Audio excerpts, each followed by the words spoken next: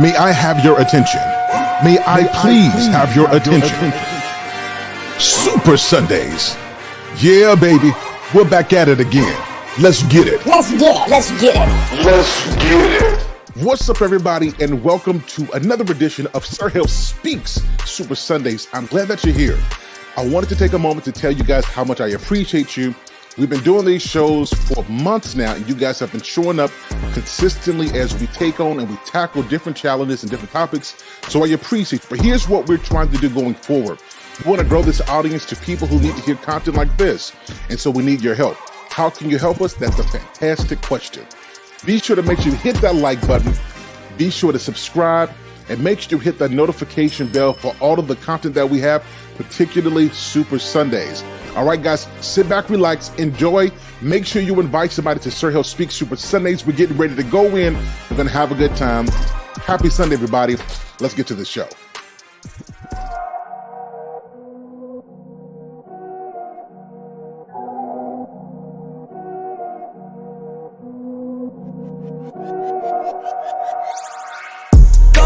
Me go beast on them. I go beast. Go deep, I OD on them. I OD. Apply pressure, put heat on them. Put that 500 degrees on them. 500 degrees. Go dummy, go beast on them. I go beast. Go deep, I OD on them. I OD. Apply pressure, put heat on them. Put that 500 degrees on them. 500 degrees. Down, levitate, going up, elevate. Watch me demonstrate. On time, never late. I grind, celebrate. No pump, fake, hesitate. I've been scoring every day. Champagne, Perrier. Since 9-3, been in the box, now I'm stepping up to home. Like straight out the sand lot, now I'm plotting on the globe. I work hard, I show love, that calm and steady grind. Got this far, I go hard, let God take control. I was starving skinny, now my weight up, got no energy for haters. See you trying, see you later. I'm shooting for the stars, need no laser beam, blowing like the greatest, but it's one who's always greater. Yo, go dummy, go beast on them. I go beast, go deep, I OD on them. I OD. Apply pressure, put heat on them. Put that 500 degrees on them. 500 degrees. Go dummy, go beast on them. I go beast, go deep, I OD on them. I OD. Apply pressure, put heat on them. Put that 500 degrees on them. Smile good, skin clear. This here my year. Hey, look up here. This here my tier. Same fit 4 days. I grind 4 ways. I play no games. All me, no blame. On the wave, my own wave. Can't stop my shine. In the lane, my own lane. Can't stop my grind. 40 yard in the V12 and like 1.5. At 19, I cleared 19 in a month, no lie. Oh God. I was starving skinny, now my weight up, got no energy for haters. See you trying, see you later. I'm shooting for the stars, need no laser beam, blowing like the greatest, but it's one who's always greater. Yo, go dummy, go beast on them. I go beast, go deep, I OD on them. I OD. Apply pressure, put heat on them. Put that 500 degrees on them. 500 degrees. Go dummy, go beast on them. I go beast, go deep, I OD on them. I OD. Apply pressure, put heat on them. Put that 500 degrees on them. 500 degrees.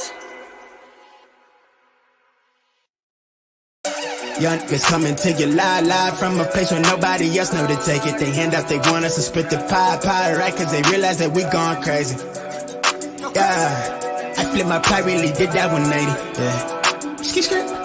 I flip my pie, really did that 180. Young niggas coming to you live from a place where nobody else know to take it. They hand out, they want us to split the pie, right? Cause they realize that we gone crazy. Yeah, I flip my pie, really did that 180. Yeah. I flip my pie, really did that 180. Who's that gon' tell me I can't do? Better be on time with my bankroll. Talk fat, no ball cat, no lit word. Routine like clockwork, my wrist word. I flourish the cook, got no roof on it. I'm taunting, I'm all in the moment. Everything lit, I don't miss. Till someone get John on the line, say the invoice is coming. I'm thumbing through stacks of that cold ball. If they egging me on, so I'm going off. I got 'em mad, I show off. They treating my life like it's no law. I never flex above my means. I spit the cream on my tribe, don't I? Don't bone me, don't know me, you not regime. To the one with the condom, my eye is on it. Yeah. I see you move through the base, they precaution, they snaking, they seeing me. Money tree, wake up the royalties. I got a queen, yeah, she go with me. She making me feel like I'm royalty. It's probably cause you royalty. I just got fresh with the golden piece, shrug, show the emoji, okay? You know it's me, diamond soul, dancing, singing like Jodeci. 10 out of 10 every time till they notice me. What you thought I was supposed to be. Ain't nobody close to me. Granted, my hits touch the billboards, and they printing my face on the billboard. They envy my drip, I'm enlightened. You should let go of that hate, but you feel more. I make them rage every time they get flame when they hear what I say, coming straight from the source, yeah. I come a long way from the coast by the shore. My boy, I'm enjoying this. Young kids coming to you live from a place where nobody else know to take it. They hand out, they want us to spit the pie, right? Cause they realize that we going crazy. Yeah, I flip my pie, really did that 180. Yeah. I flip my pie, really did that 180. Who's that gon' tell me I can't do? Better be on time with my bankroll. Talk fat, no ball, can't And now, your host, Sir HALE Speaks. Ladies and gentlemen, what's going on with you tonight? Good to see everybody tonight. Welcome to another edition of Sir HALE Speaks Super Sunday. Glad to see everybody here tonight. Glad that you guys are here. Let me show some love really quickly to those who were in the chat. It is really good to see you guys. Lady Navoa is in the building. Good to see you. Mike Chiara is here. What's going on with you? Very glad to see you tonight. My guy Rush is in the building. Salute to you. Salute to Wally. Salute to IXL is in the building. Salute to you. Good to see you, Mom Bryant. The one of the only Empress is in the building. Good to see you tonight. Quincy Frierson, Ronnie Hunter, Red Lipstick Vibes, Anye. Good to see. Wait, hold on. Let me slow down, guys. What's going on, Lady Hale? What's going on with you, baby? Good to see you. Good to see you tonight. Salute to Jay Ali is in the building. Very glad to see you tonight. A member of the channel. Salute to Scam Likely. Who else we got up in here? Salute to Eugene Steele. I know I just saw you somewhere. Yeah, good to see you tonight. Glad that you are here. Salute to Mr. He Said. Salute to Bravo with Sheila. Ladies, let's chat. And good to see you, Sergio and Jared. Glad to see everybody tonight, guys. So we're going to jump into this conversation, but I think I need to set some ground rules. Salute to the one and the only Miss She Said. When we have these discussions, it's very important that we come into these topics with a mind to converse. Like something that I've learned that doing these shows so much is that people want to hear what they want to hear. And if you don't say things along those lines, then you must be lying. And I think that what we've done is created a lot of different echo chambers. And this particular Super Sunday show and all the ones we have are so that we can bring different thoughts together and hear different perspectives. So tonight, I'm glad that we're talking about feminism because it is a point of contention that we talk about. Salute to Egypt Harmony. Salute to you. It's a point of contention when we talk about feminism. And I think that in the grand scheme of things, I think that feminism had its place. But has feminism done more damage in our modern world than it did help in the previous? Has it done more to break families apart as feminism looks to deconstruct what we believe are gender norms and stereotypes? Or has it helped? I've got my perspective about it, but tonight I've got other people here who are going to lend their perspectives to the conversation. And we're going to talk about it and we're going to have a good time doing it. So there's a couple of ground rules. Number one, we're going to respect the panelists. They've taken their time to be here to offer their perspective. And so I'm asking that you as the viewers and listeners add your thoughts and questions as well. But the personal insults, let's make sure we do not do that. We're all exchanging ideas. Later on in the show, I will open it up so that we can talk and so that we can hear from our viewers and that we can get your perspective as well. And my hope is after this conversation, whether or not we agree to disagree, we all walk away from this stream more enlightened and better. I think that's fair to do. I think that's fair to do. All right. Well, without further ado, everybody, let's bring up our guest, bringing up to the stage, the one and the only. He is in the building. Salute to Chef. Oh, he's getting ready to cook. Salute, my brother. Salute, salute, salute. Peace, love, and light to everybody in the backstage, to my brother Sir Hale, as well as everyone in the chat. What's going on? It's your boy. Yes, sir. Appreciate you, man. Bringing up to the stage next is the one of the only. This is going to be one of my favorite couples, y'all. Let me just put it out there. So there's a little favoritism. Salute to the one of the only. Y'all know who it is. It's the Harris Tribe Media. They're in the building. What's going on? Salute to the family, peace and love to everybody. Yep. Salute. Hey, yo, so there is a lady that I met whose perspective is crisp. She has a perspective that I think everybody needs to hear. She is the one of the only, the real precious. Oh, she's in the building. The real precious. Put your hands together. What's going on?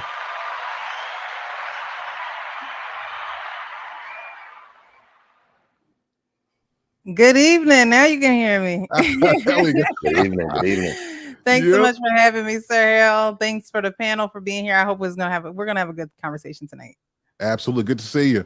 All right, y'all know I got to bring up my brother and the board member, one of the board members for this show. He is in the building. Y'all know what time it is. Sir Charles. He is in the building.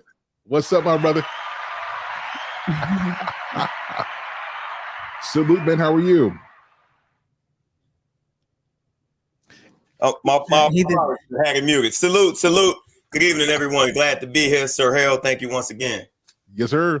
And y'all know it wouldn't be a show if I didn't bring my brother on here. Ladies and gentlemen, my brother from another mother. I've seen your little podcast. Oh, he's in the building. What's up, my brother? What's going on, Sir Hale? What up, y'all? Good What up, evening. bro? Good evening. All right, y'all, so we're gonna have a good show tonight. And so what I'm gonna do, I have learned that I love to debate. I mean, it could be anything. What's your favorite popcorn? Oh, we're gonna debate. What's your favorite sports team? Oh, we're gonna debate. Who's the GOAT of basketball? This is not even a debate. We know who that is, LeBron James. But we'll table that for another discussion. I like to debate, but what I want to do tonight is I want to push questions out there, and I want to get your responses, and I want to talk a bit about feminism and whether or not it still is. Has it helped us today, right? And I want to talk about the impact. Okay. So let me play this clip because I want to preface this on a particular question. Are roles important when it comes to society, when it comes to family, and of course, when it comes to marriage? So I'm going to preface that question, and I'm going to play this clip, and then we'll come back and we'll give our response. All right, here we go. Sir Hale Speaks. Question. Answer. Okay, so today's question is, do you really think that it should be roles as husband and wife, or, you know, in today's society, between husband and wife, like roles? What you think about that? Absolutely. And why is that? What you mean? Why is that? Shoot. Talk to me. Tell me why. What's up? Did not God create roles from the beginning? Yes, he did. Did he put an expiration date on it? No, he did not. All right, then your bread got an expiration date on it. Your cereal might have an expiration date on it, but your roll don't have no expiration date on it. You know, people think just because time has continued to roll on that we can stop God's plan. No, people have changed, but roles haven't changed. You still a woman, I'm still a man, and we still have those God-given perspectives and roles and responsibilities we have to do. And you are still the leader of my life. Right. You know, I have to submit myself unto God. And I have to submit myself unto you. Right. As it is unto God. You Right. understand what I'm saying? And those roles haven't changed. The Bible doesn't change. See, that's the thing that people don't understand. His word is immutable, meaning it changes not. You know, so our God-given roles and our God-given plan doesn't change. And that's a root of the enemy, to try to change the plan of God. I think so too, that a lot of people, when you hear a lot of people saying, oh no, I ain't gonna do that, I ain't submitting as a woman, and I'm not doing this. Men just forget their whole role, but women, because so many people throw it like you must submit. But if you understand the roles of the Bible, you wouldn't have a problem with it, because every man must submit and every woman must submit. You know, when you really look at how when people get to arguing about, I'm not going to submit to this man, or I'm not going to submit to this woman, I'm not going to do this, I'm not going to do that, I ain't doing that for this. They don't submit to God anyway. You know, the bottom line is because that's his rules. Right. You know, when you have a problem with your role, you have a problem with God. And that's just the issue of it is everybody wants to be the boss and everybody wants to defy God until they need him. And then they cry out, Lord, have mercy. You know? You must have God in your marriage or in your life. Of course. You can't do these roles and think that God can't be in it. You can't be unequally yoked and everything else and think that it's going to be so smooth and think that it's going to be the way that it's supposed to be. Right. It's not going to work out. Either you're going to do it God's way or you're going to do it no way. But God has to be in the midst of it. He has to be in the middle of it. If he's not in the middle of it, then if God is outside of your marriage, you're right. It ain't no submission going on. You're absolutely right. It ain't going to work right, y'all. This is going to be part one. We're going to talk about that. We're going to keep talking about that part two. Yeah. What do you guys think about that? Now, I know they were talking specifically about marriage, but about roles in general. Like, what do you guys think about that? About what they said? I'm waiting for the married couple to go. They got the flow. Oh, now they're on mute. Oh, okay. All right. We live. Sir Halo, we live. No, I'm just kidding. I mean, I agree with everything that they said. Even if I understood it and respected it initially coming into it, it was hard for me to a degree, you know, to allow him to lead because I was programmed and saw, you know, the strength of women and, you know, just there was no promoting of happy marriage. You know, I did see all of the things that a lot of the young ladies, I hear them say, but it didn't happen to me directly. So I couldn't take this man on that journey of hurt and pain because he didn't cause it, you know? And once he promised that he was going to be that stand-up man, that was it for me. You know, I was willing to kick back and trust his leadership, and he led very well all through these years. Now, if there were flags and, you know, things that I saw, I'm very aware of the negative aspects of characteristics. I would have been out the door. But he had so many great qualities that I saw right up front. And he didn't have to boast about it and tell me his manhood was in his quiet. He showed me without having to tell me and brag about it. You know, so I was willing to trust his movement. You know, and then again, I have brothers. So watching them in their role as men and husbands and fathers, it was admirable. You know, and I wanted that as well. So it wasn't a hard decision for me to, you know, acquiesce to the leadership of a man. No doubt. Thank you for those kind words. Appreciate that. The only thing I would sprinkle on top is that I agree with the clip. I'm not necessarily Christian, but I do believe that you have to have some sort of a spirituality and some sort of a belief in a higher power to be able to put something above yourself, to put something above your marriage so that you guys have a collective goal of what you're aspiring to get, kind of like a championship. And I kind of analogize it to sports that, you know, in a marriage, it's kind of like winning a championship. You have a ring, and although there may be another champion the next year, you were once and you still are a champion. And, you know, if you look at it in that aspect, that it is something to be upheld, something to be looked at in an admirable sense, then I think it would have a different collective decorum upon the people, you know, the modern people. But I completely agree with what they were saying. You know, they seem like a very spiritual and God-fearing couple. And I think that you definitely have to have something to neutralize and ground you both as a couple in order to aspire. Excellent stuff. Anybody else? What's your thought on the clip? I would agree with the clip. Marriage, in my opinion, is a spiritual connection. Whether people do it through the church, whether people, you know, say their own vows to each other intimately. But I think it is a spiritual connection, and with spiritual connections comes order. Anything outside the order then causes chaos. So there has to be an order from the man. There has to be an order from the woman. And those things were, you know, given to us. Those roles were given to us. And I think the feminist movement has definitely made the woman feel as though, well, I could have this and this. And while that may be true in some cases, the spirituality is actually taken from it, because there's a reason that spiritually you're supposed to submit one to another. Man is supposed to submit to God, and woman is supposed to submit to man as he submits to God and as she submits to God as well. So, you know, the feminist movement is kind of like, oh, well, we can do it by ourselves and we got this.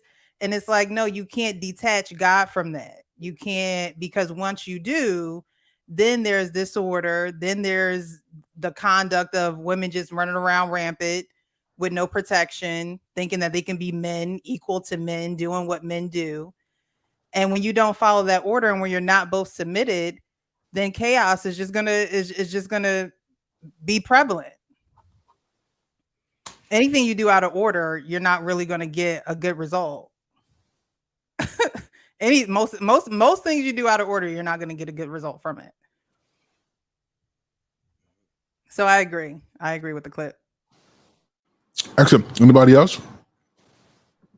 Yeah, I jump in. You know, I was gonna say, you know, I'm not a big fan of religion, but I don't necessarily agree with gender roles either. It all depends on, you know, how you place it. The thing about it is, the reason why I don't like when people use religion is because they act like the rest of the world is subscribing to the rules of religion, and they're not. It's not a fair game for everybody. Everybody does not have the same options in life. That's why I kind of get offended when I hear people say, oh, the woman ain't supposed to have to work for another man, right? When you're literally describing 70 to 80% of the world. So, you know, it's kind of futile to try to hold the majority of people to these certain standards. So I don't think, like, yeah, some things, yeah, like I don't like it if my lady take out the trash. Like I would literally get upset if she take it out. You know what I'm saying? Like, nah, I don't want you handling trash because you got to put your hands on me. So I don't want you handling trash, right?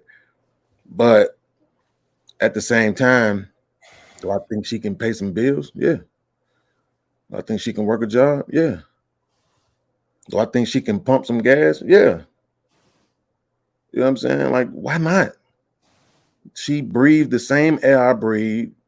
We bleed the same type of blood. We both She have. might as well take out the damn trash. No. She might as well. Why? Because she got a job? She might as well take out the trash because she got a job? No, I'm just saying, you know, you saying, and she going to pump gas. I mean, she got to still touch you with them hands too. I mean, Yeah, where exactly do you draw the line at trash? But I'm not always there. You know what I'm saying? Like, what's she supposed to say? I mean, there's ways Baby, around I'm at the gas pump. Can you come pump the gas for me? Like, no, you can pump your own gas, right? I'll see you when you get home. I'm saying, like, the way we try, but my point is that we try to draw these goofy lines. Even if I was in a cop, what if she just picked me up from work and I just worked a 10-hour shift and she been sitting at home because today was her day off and we need to get gas? I still need to get out the car after busting my behind for 10 hours on the shift to pump the gas like that. None of that ain't in the Bible. That's all I'm gonna say. I'm gonna just leave it at that. None of that ain't in the Bible. I just hate when people try to put all this stuff on everybody. Everybody don't have to subscribe to y'all rules and regulations, and not to mention the fact that everybody that do subscribe to those rules and regulations, they do not have the same outcomes. It is not a success story for everybody. Some of the people who shout the most and speak in the most tongues be the most divorced. Damn. Most kids out of wedlock and all the rest of that. So I just don't like the religious talk. That's one thing. You know, I think the religious talk is a great reference for those who buy into it. At the end of the day, most of us have been raised Baptist Christian, and whether we strayed away or whatever, I don't think we can argue that the teachings of Christianity are a great guide for life. you're gonna have to buy it. You're gonna have to buy into the whole religion. But I thought the religious reference was great. However, let's talk about nature, right? And nature has a calling for the feminine and the masculine energies, and human beings are no exception. What we find here is that we have with the feminism, the feminist movement happening. What we have is we have women trying to assume the position of head, and most of us know that where there are two heads on any body, it becomes a monster, right? And it's unnatural. So what we have is we have these feminists. They are trying to assume the head position, and they find themselves out of their element. And so, I mean, I'm sure we're going to dive into that discussion a little more, a lot more. But what we have here is we have hot trying to become cold. We got dark trying to become light. We got space trying to become matter. We got chaos trying to become order. But each of these things have its own perspective space, and you can't have one without the other. So now you're trying to in essence, what the feminine is trying to become masculine. Then it throws the nature of things off balance. And at the end of the day, whether you like it or not, you know, masculine energy is the dominant force and feminine energy is the recessive. And one has to be the head and the other has to be the body. And so I'm totally on board with gender roles.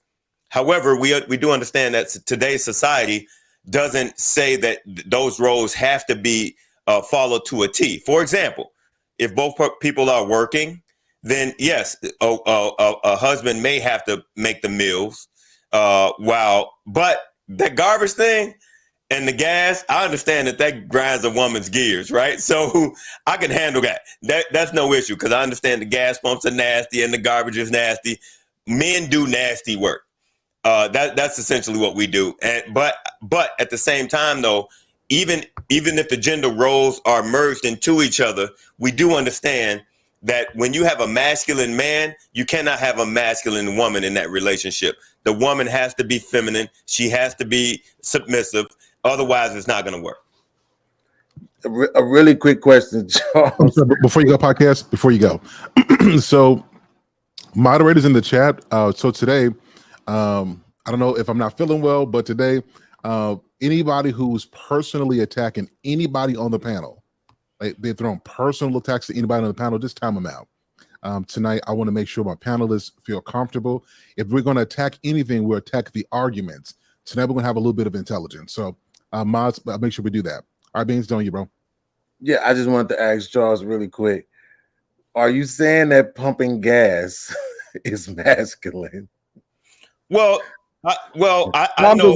Right? A matter of fact, let me rephrase it because I hate when people say, "Are you saying?" My bad. Would you say that pumping gas is masculine? No, I wouldn't say that, but I will say that I understand women's position as it pertains to pumping gas, because when we're not there and they're pumping gas, other men are looking at them like, "Oh my gosh, she out here by herself," right? And it makes them feel, especially if you live in any urban area or if you're driving through an urban area and you have to get gas, oh, men are looking and they're like, "Yo, let me pull up." It makes that woman feel uncomfortable stopping at a gas station. So, I got no problem making sure the gas tank is filled, because it is problematic for a woman to stop for gas in a lot of places, for real. Excellent. So I'm going to get Chef in here really quickly. Well, before I do, there was somebody I'm getting ready to bring to the stage. I am the single one is in the building. So I'm going to bring her up to be part of this conversation. I see her getting ready, so I'm going to give her a few seconds. I'm the single one. Are you ready? Excellent. What's going on with you? Good to see you. Good evening. Hello, everyone. Good evening. Good evening. Hey, thanks for being here. So let's get back into this. So, Chef, you wanted to cook on this particular point as far as a clip and roll. So we're breaking the ice, and then we're going to go into some more deeper questions after this. Go ahead, Chef. All right. So I think that within any endeavor, within any system, within any corporation, conglomerate, covenant, what is that most important is that particular goal or that particular mission. Within marriage, that goal or that covenant is to procreate and create legacy, create children, as you know, using the gifts that your procreator has given you. Now, to move away from any biblical constructs, right? Roles are required, even on the team. Small forward, power forward, center, point guard, shooting guard. Roles are required because there are particular things that need to occur in order for that team to achieve its mission or its goal. So we all have a specific way of acquiescing to the particular roles that we have, but people use the term role like it's as if though it's a negative thing when it's not actually a negative thing. The person in the household who's great at mathematics or accounting is going to be the one that potentially would be dealing with the taxes and handling the budget. The other person who may be more physically suited at manual labor may be the one that fixes the shingles or mows the lawn, you know, but within certain dynamics and the evolutions of masculinity and femininity, particular propensities have changed. There's women that have been bred and trained to do things within more of a manual labor. There's more women in the military. There's more women working on oil rigs. There's more women as police. So within the evolution of everything, so can the roles evolve. But we all acquiesce to our roles because we understand somebody has to be the architect to draw the blueprint. Somebody has to hammer the nails. It's just what it is. So I don't think roles are a evil, nefarious thing. Roles are what we choose and how it's the way that we submit to the process based on our particular level of skill sets and our want and love for that goal. Excellent. I am the single one. Good to see you. So let me catch up a little bit. So we're talking about the roles in a greater sense. So in society, the roles between men and women, is there a place for them? Do you agree that women play a particular role in society and men play a certain role in society? Now, of course, we understand that there are some nuances, as you know, everything isn't the same, but in general, do you see a need for roles in terms of society? And then if we go smaller, in family and then relationships? Yeah, I think some of that is quite natural in terms of the roles that men play, the roles that women play. I think that with that, we're still individuals, and many individuals might be outside of that. And I think those individuals are still worthwhile and can contribute to the society. For example, as the single one, probably here, there are, lots of members of our society, for example, teachers might be single women, or, people in different fields that, contribute in different ways. I think that is also very possible. And I say that because I don't think that I think that, like I said, I think it happens naturally for the most part. And, there might be some people who don't fit into that, but they can still contribute. Excellent. Okay, good. Anybody want to respond to this really quickly? I just want to say thank you because I was scared at first. I thought she was feeling like, yes, of course, men are supposed to work themselves to the bone and die for women. Thank you so much for not saying that. You know what? Touching on that point, though, I do think that men, there's a role that we play. I think that there's a role that we play in society, and I want to see all people protected. I want to see our women protected. And if we get into the small things like, should a woman cook and should a man cook?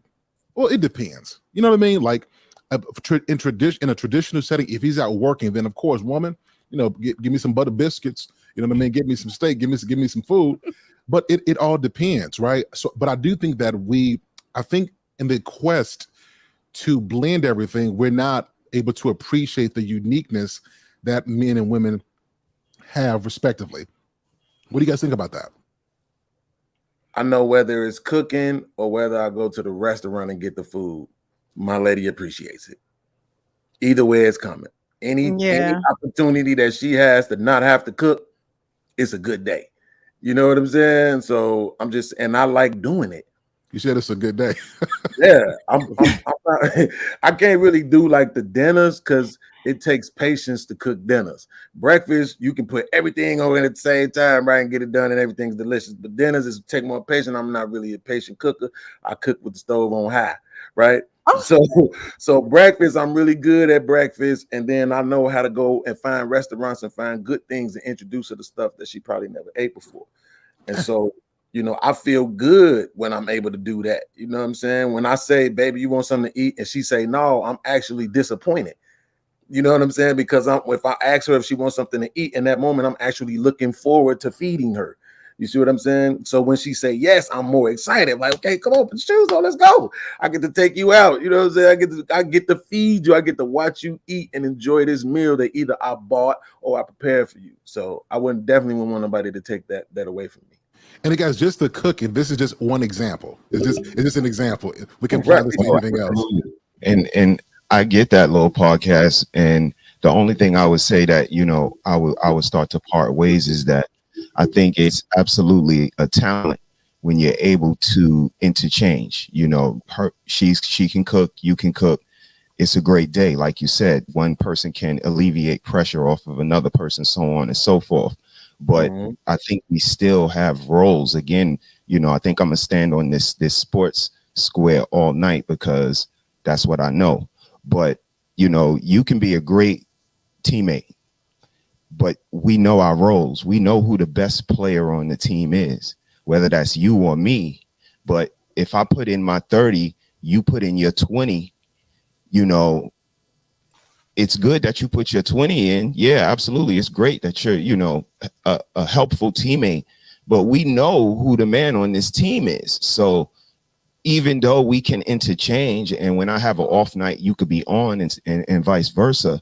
But at the end of the day, the news reporters, the coach, the people in the stand, the people on the other team, everybody knows who the man on that team is. And it's just like our families. We have a face of our family that goes out into this world. And we also have a face of our family that represents our home and the curation within. So I think when we both acquiesce to our roles and know where our strong points and our weaknesses are, and where I'm weak, hopefully you're strong, and we could bounce off each other. But I think our roles are important, necessary, and needed. I want to say really quickly, I think I agree with that. I think the only place where I differ is the fact that I don't think that there's a rule book. I don't think society or religion or anybody else gets to determine for me and my woman in our household what those roles are for us. You know what I'm saying? Because if my woman was an ace and everything else, but she couldn't cook, I just do the cooking. You know what I'm saying? I'm not going to leave her because she can't cook. I just do the cooking. And she got to go. Got to go. I'm not sure if the discussion was in society or in individual relationships or households. All of them. Yep. So we started on a larger level and just kind of brought it in. Got it. I think it's like little podcasts, as like everyone is pretty much saying, it's on an individual basis. If it works that a woman cooks, I grew up in a home where my mom cooked all the time. She worked, post office. My dad worked a corporate job. Then she got hurt and then became a housewife. So the dynamic became she cooked a lot. Even when she worked, she cooked, but she was a better cook. You know what I mean? I can't remember having a full meal from my dad, really. Right. I maybe breakfast sometimes, but a dinner, yeah, no. My mom was cooking, or we were ordering out. So it depends on the individuals. There are some women who don't cook. There are some women who would not want to cook every night. Like I grew up in the restaurant business, so I may not want to cook every night just because I like going out to eat, not necessarily because I can't cook, but it's because I just like going out to eat. You know what I mean?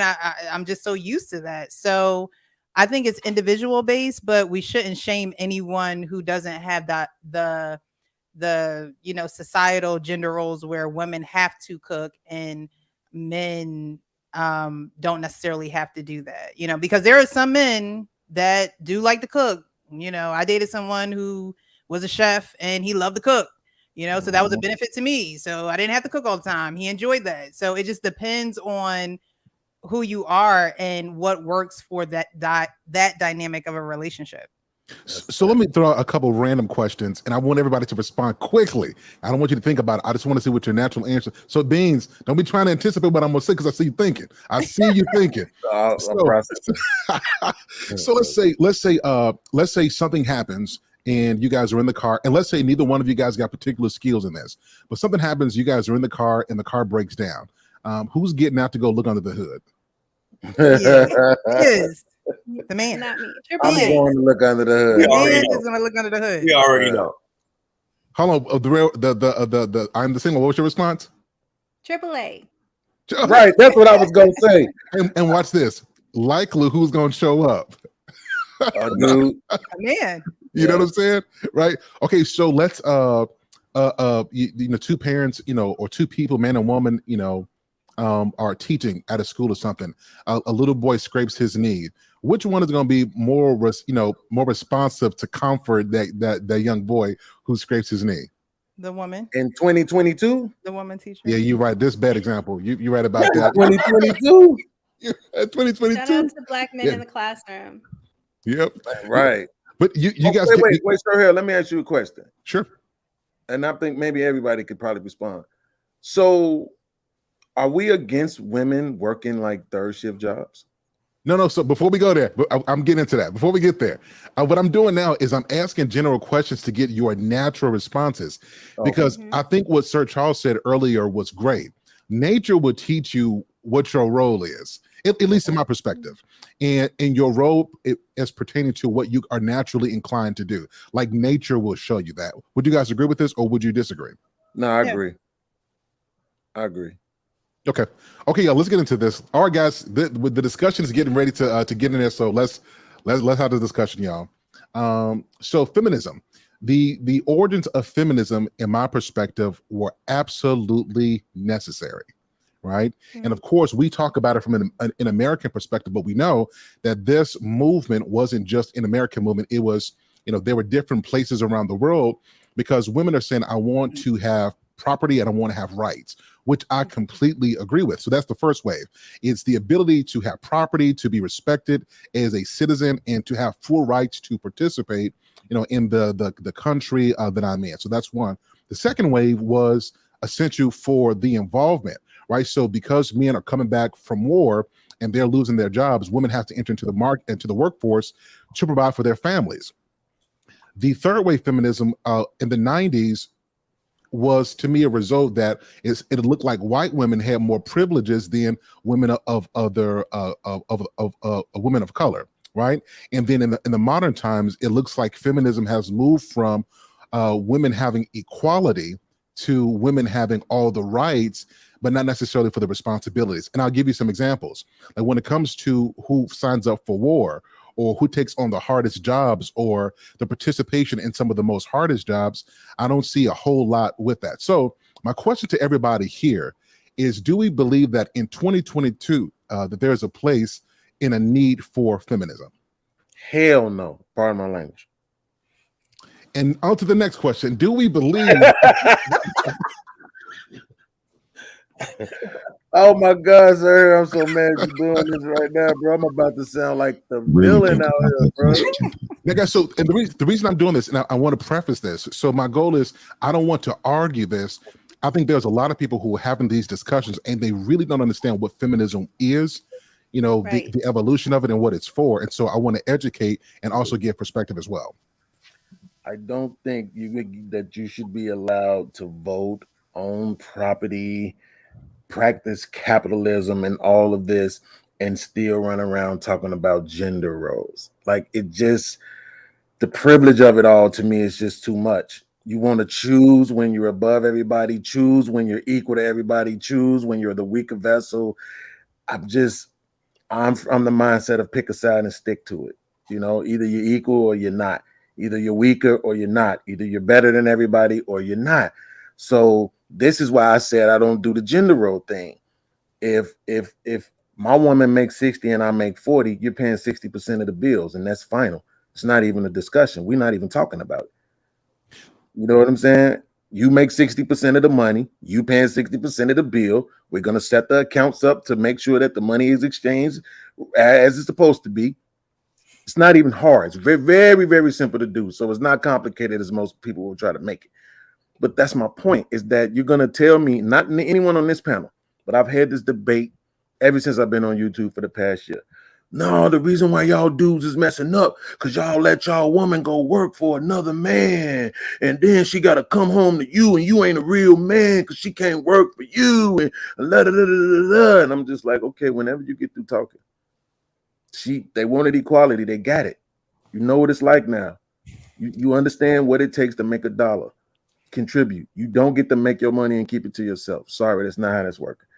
I don't care how much money you make. I don't care how much money I make more than you. You're going to contribute.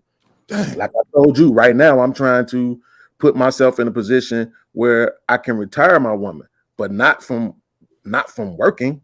You know what I'm saying? Just from working for somebody else, where we can control our own businesses and be able to move around freely. But you're still going to control these businesses to the point where I don't even want to have to worry about them. You're going to control these multiple streams of income so that you're busy and not just sitting around looking at Days of Our Lives and gossiping with your sisters. Like, no. You know what I'm saying? Now, come on, podcast. Days of Our Lives was the show. I mean, not to say that I watched it or nothing like that. That's not what I'm saying. I'm just saying, man, I'm all for, I want women to thrive and be, I want to get what you getting the education for? If it's just so you can sit back and not do nothing with it. What's the point of, getting all of the degrees and all of the wealth of knowledge if you're not going to do nothing with it? Like, it just, I don't know, y'all. Somebody please take over so I can be quiet. Yeah, so shout out to Days of Our Lives. Shout out to General Hospital. But listen, go ahead, somebody else. Yeah, So let me say this. Let me jump in real quick. As the world turns. So let me say this in terms of, because the question was, is feminism necessary in this day and age? When you think of each of the iterations or waves of feminism, there's even a fourth wave now, right? When we talk about the 3 waves that exist, early 1900s, the first wave was based on political equality, giving women the rights, right? Then when we move on, the next one, the second wave was reproductive rights, which was a bit more productive. It was a bit more revolutionary at that time. Workplace rights and sexuality rights, the freedoms of women. You fast forward, right? You talk about the third wave. Each of them have specific concepts and focuses, and each of those focuses, even though handled on with a revolutionary style, they actually came with evolutionary intent. And they always would seem like over rotations. They would always tend to seem like over rotations. When you over rotate and it takes you far off your path than you were before to the left side, if you over rotate to the right, these are heavy over rotations that were done to put the issues out to the forefront and to signify a level of change. The thing is there a place for it now? Hell yeah, because the fourth wave is already here. The Me Too movement, the slut shame movement. If you guys Google fourth wave feminism, it speaks to a lot of, the slut walk and all of that stuff. It speaks to that. It speaks to the levels of protection that should be afforded to women now.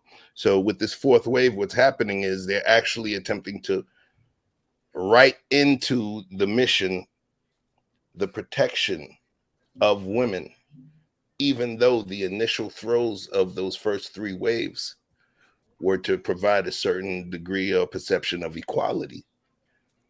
This last protection from what? Protection from what? Protection from sexism, protection from man versus female violence. When we talk about the whole slut walk concept, the whole concept of the slut walk wasn't just women walking like sluts. What it was a statement. It was a statement that the women were making, where they were saying, we're going to parade down the street in thongs, panties, bras, because we should not have to be nervous that some crazy dude is going to come and try to take it. And that was one of the things to remove the threat versus the predator versus prey aspect of the quasi-sexual dynamic of men and women. So the ironic part of it is the first three were to create equality, but then now as that equality is you know, it's starting to flourish, now it's protection. You know, so that's the ironic part of it for me. Hey, before the man respond, I want to get the lady to respond to this first, because Beans is Steven. Yeah. So yeah, I am the sing one, absolutely. Go ahead. I just wanted to jump in really quick regarding slut walk, and then I'll get to the gentleman. The slut walk movement pre-Amber Rose, okay? The slut walk movement was about addressing rape culture. It was about real women who experienced sexual violence on college campuses and their response to that. And I'll give it to the gentleman. So feminism, by definition, is the advocacy for equality between the sexes, correct? And you know, the thing about it is, what has been skewed is the equality of opportunity versus the equality of outcome. And you know, the bottom line is, you know, I'm all for women having an equal shot, but don't bitch about it when your outcome ain't the same. You know what I'm saying? The thing about it is, as men, we tend to attack our tasks like a crazed lunatic. You give me a job, I'm at it. I'm at it like a pit bull. I'm locked on until I get it done. You know, a lot of I listen, and I'm not trying to sound sexist, but most men will not let a woman outwork them. Period. I'll die first over my, you know, and a woman will get plumb tuckered out before, you know what I'm saying, before she outworks a man. Listen, I 25 years, for those of y'all that don't know me, let me tell a little bit of my story really quickly, right? I worked for ComEd, 25 years. I was a power lineman. And they did let women into the workforce. I'm all for that. Women have an equal opportunity. But here's what happened. Women were physically weaker. Women couldn't piss on side of the truck like we could. We could piss on side of the truck and just keep it moving. We still got work to do. Women actually had to go somewhere. We don't have menstruation cycles, so which causes cramps, and now you got pain while we got people out of lights, and or you got your mood swings that come with that. And so, you know, I'm off. And the thing about, let me tell you one time where I cut my knee. I cut my knee wide the hell open. Like I needed stitches for real. I wrapped it up with some paper towel and electrical tape, and I worked a double that day. Duct tape. Yeah. We had electrical tape, 2-inch electrical tape and paper towels. And when I got home, my wife was like, "What the hell? You need stitches?" I'm like, "Yo, we had people out of lights. Had to keep working." What woman would do that? Hold on, Charles. If that's not no American male stuff, I'm proud of you, man. I'm proud of you. I could put this 4-inch scar on the camera right now. Right. Yeah. Now, what woman would do that? Here's what I'm saying. There are women in our workforce that would do that, but they're masculine. They're masculine women for real. So now what I'm saying is, I'm all for equal opportunity, but don't be upset when your outcome isn't the same. That's all I'm saying. Men or women are completely different as it pertains to force, not necessarily your presence. Your presence, you know, I look at the yin and the yang. I study that, right? You have equal presence, but you have a dominant force and a recessive force. And men, I mean, women are trying to scooch on over to the dominant force, and you're throwing the law of nature off, and then you get upset when your outcome isn't the same. Don't get upset. Come on, if you want to give it a shot, come on. Rights aren't about outcomes, though. I love Sir Hale sticking to the definition, because it is about rights. It's about having the opportunity to do the job, and it's about not being discriminated against on the basis of gender. That's still at the core of it. So when I think of feminism, I think in terms of rights and opportunity.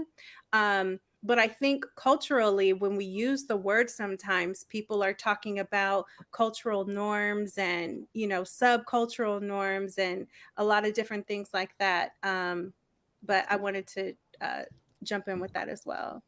Before anybody goes, let me bring up a dear friend of the channel.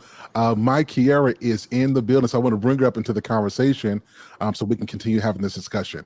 Hey, how are you? Hello. Hi, everyone. Hey. I got so sticking to the first and second waves. I think that there's no dispute that we need a phase, and I think if we're going to need our women to provide, they have to have the rights, just like anybody else does. But I mean, what I really want to focus on in 2022, like women have advantages. Let's say women have equality, and in a lot of cases, advantages. Is there a need for feminism as it stands here in America? Is there a need for it here in America today? But Sir Harold, this is the thing that's confusing me. You said that you believe that first wave feminism was necessary? First and second wave, yes. Okay, why was first wave? Because you said that was just them being able to own property and vote, right? Yeah, so each wave, I want to say, y'all can correct me if I'm wrong, it lasted about a decade. Well, feminism as a whole is like a 100-year battle before women started really getting the rights that they needed. But each wave was, the face was a particular need. So the first wave was access, for property rights, for, to be pretty much treated like a citizen in the country they live in. The second wave, when we talk about the integration and the privileges, that comes with like the reproductive rights. It comes with, all the other rights that women want to control their bodies. They want to be able to be paid fairly, so on and so forth. So those, if we're asking women to work and to be part of the American community, pay taxes, so on and so forth, then they have to have the rights to be able to do that. So to me, first and second wave were absolutely necessary. Okay, but see, right there is where you're confusing, right? Because you're saying if we're asking women to work, right, and contributing to society, but according to what you're saying at the timeline for the first wave feminism, nobody was asking them to do that, and they still wanted the rights to vote and own property. How was it necessary? Well, so first wave, I mean, they're citizens, so they should have that. There's no dispute there. But the second wave, it was necessary because men were out of work. And whether or not people asked them to work, they had families, they had husbands, and they had to provide, because a lot of men had lost jobs because they came back from the war and things like different mental illnesses, people lost limbs. And the way the workforce was constructed, we didn't have the technological advances we have to work remotely. We had to go in places. So that's second wave, though. Yes, right. That's what I'm saying.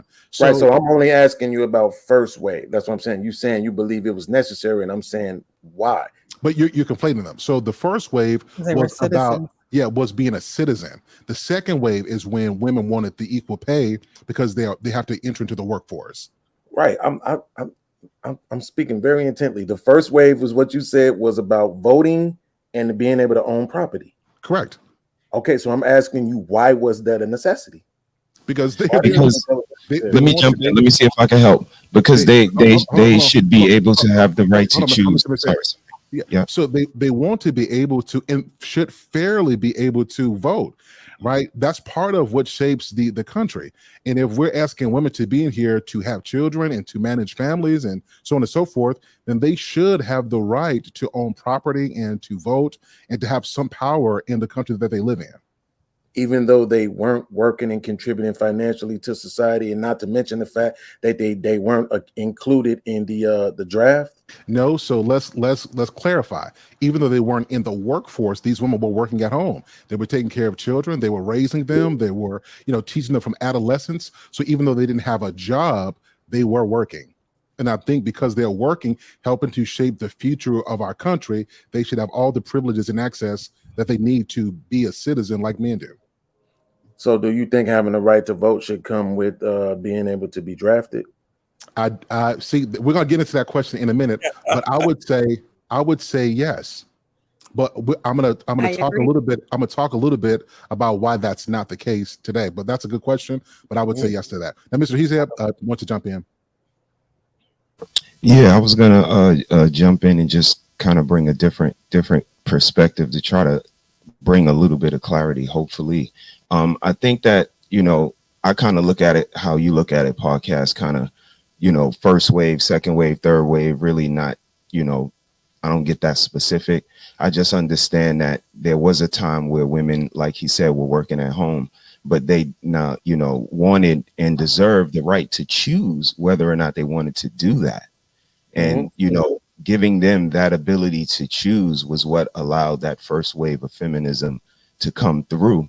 But, my overall point to that was going to be that, with feminism is the right to choose. And I think what Sir Charles was trying to say was with choice comes consequences. And that's just a realistic part of choice. But with feminism, I think that, the right to choose whether or not you want to work or be a homemaker is one thing. But when I start to have a problem is when you start to adopt the problems of someone else. When you start to adopt the plight of another group, I think is when the lines kind of get blurry. And, I keep hearing the word equality thrown around, but the more you guys say it, the more I reflect. Like, I don't think feminism is about equality, because if it was, there would be just as many men's shelters as it was women's shelters. There would be a MIC, men, infants, and children, just like it was a WIC, women, infants, and children. There's not a complete equality across the board. So now I'm looking at it like they don't want to be, they don't want to have the right to choose. They don't want to be equal. It's starting to look like they want to be superior. And again, with the control aspect that I notice, me, in my opinion only, I think that superiority is absolutely the choice that they're looking for, because if it wasn't, you wouldn't have so much to say about if someone wants to find love abroad. You wouldn't have so much to say about someone having an opinion on the way you stand on the chair and shake your butt. You wouldn't have an opinion on the way someone has a way that they receive the way you act. So once I start to put it all together in totality, it's like, well, maybe not equality, maybe superiority. I could be way off. You guys let me know what y'all think about that. It's privilege. It's more like privilege. And the way that it's being, used in the attitudes towards it. Women initially were supposed to be industrious, be able to, make clothes. He out there working, you cooking, you making the house a home. It's not necessarily like that today, because women are taking over the job force and they're able to work because of feminism. They're able to vote. They're able to hold some of the jobs that men hold. But with women in power, they say men have egos, but women have egos too. And so that ego sometimes takes them to a place where, it may seem like they want superiority when they really just wanted a chance to do what the men do. And now the attitude and the ego has taken them to a place that a man can't even reach them anymore. A man can't even partner with them anymore, because it's not even about turning a house into a home. It's like, now I got the bag. Now I'm in control. And that's where I believe a lot of feminism has gotten us, especially in an era where you don't have a lot of fathers in the home. And so you only have single mothers, and then you have single mothers raising daughters who are, now growing up. And I mean, we see what's going on with Nia Long. Her mom raised her, her parents divorced, and she don't want to get married. She doesn't want those things. So now it's, working to the bone till you 50 plus, you know what I mean? And don't necessarily want to settle down. Then that's what you're up against. again, those outcomes, those decisions. You know what I was waiting on you to say, brother? He said, I was waiting on you to say, why don't feminists protest for equal rights in sentencing? Why is it that if I do a crime and I am the single woman does a crime, she get 2 years and I get 5, or she gets probation, but I got to do 2 years, right? I remember one time I was locked up for domestic violence, and my brother, one of my homies, his daughter was locked up for domestic violence at the same time. Well, we had the same prosecutor.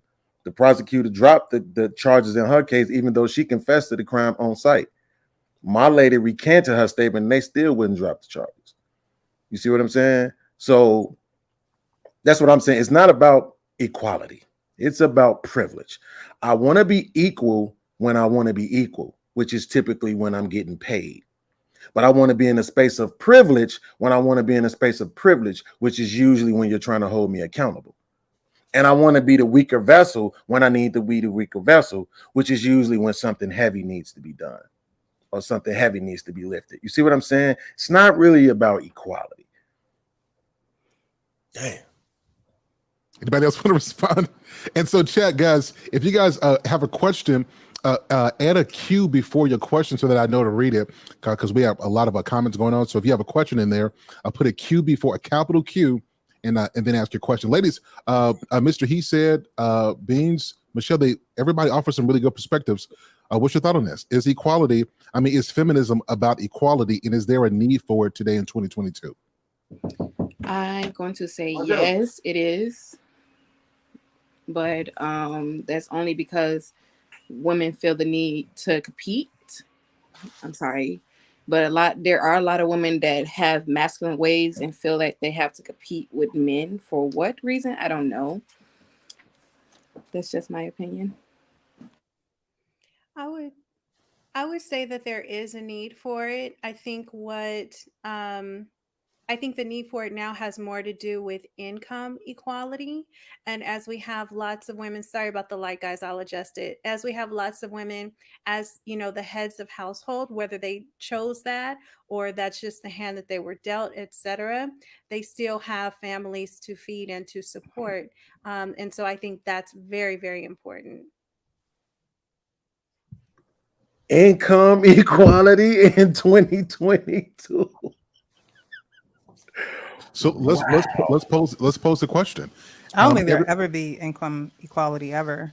Well, do we agree with that? Do we think that there is a thing in 2022? And I keep on specifying 2022 because if we go back and we debate, it's going to be a long debate in 2022. Are there disparities? Are there pay gaps? Is there inequality in terms of women earning compared to men in 2022? Yes. Mm-hmm. Hold on, let me. Always has been. Hey, sir, let me phone. It's not much of a difference, but I would have to say a man's mistakes are more costly. Mm-hmm. Like the man said, our privileges are invisible to us, so we are not that aware of them. But we have many. We have many fallbacks. We have programs that assist us with this and that and the other. Men, not so much. And I don't know if it's their pride, that would stop them from, getting these resources to assist them with. But we absolutely have them in play, and we know how to get them. But a man's consequences to his bad decisions cost them more. Their renter's insurance costs them more. Their car insurance costs them more. Their health insurance costs them more. Child support is very expensive. So this is why their pay is slightly more than ours. I don't think it's a big gap the way people act like it is. So look it up in your own corporation because the information is free to you, and find out the specifics because it's not that much of a gap. It's really not. So $1, I think, is something for us to be that upset about because their consequences cost them more. Absolutely. We cannot just, debate about that. Shout out to Charles because he already pointed out where the income disparity comes from earlier, right? There's certain things that men ain't going to do. They don't have to take off work because they pregnant, right? They don't have, the mood swings and this and that. They're not missing a lot of time from work. They working hard. They work more hours in general, right? It's been from the Jordan Petersons of the world to so many different people that has debunked the argument of the gender gap. I can't even believe that we're still mentioning that in 2022. Not to mention the fact that YouTube is completely littered with women. I literally showed a video today where the black girl said, and I quote, "Black women are leading in pay and education." I will literally send you the video right now, sir. Hell, if you need me to. She said black women are leading in pay and education. So this again is what I mean. When they want to be braggadocious, we making more money than black men, and we more educated than everybody else. When they want to be victims, well, they not paying us the same as they pay everybody else. Which one is it? Well, let me ask you a question. Is that an issue, a black woman thing, or is that a woman thing?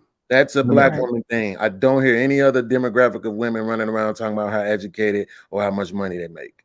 And my channel, I literally highlight and uphold women and call them the gods of earth. I literally call them the black woman god. And I'm still going to hold them accountable where they wrong at, because you can't be a god if you choose to accept the fact that you might be infallible. The point is that you can't build on privilege. It's not possible. You can't do it. You have to pick a side and you have to stick with it. Either you're going to be the weaker vessel or you're going to be equal to me. Or you're going to be better than me. Let's get the ladies to respond. Do you guys agree? And then Sir Charles, I know you cooking. I see the I see it. Ladies, what do you think? Is there a gender pay gap? Is there inequality in terms of what women earn versus men in 2022? I think there's a gap. But again, like it was said, men have more at risk. There are no fallback plans for them.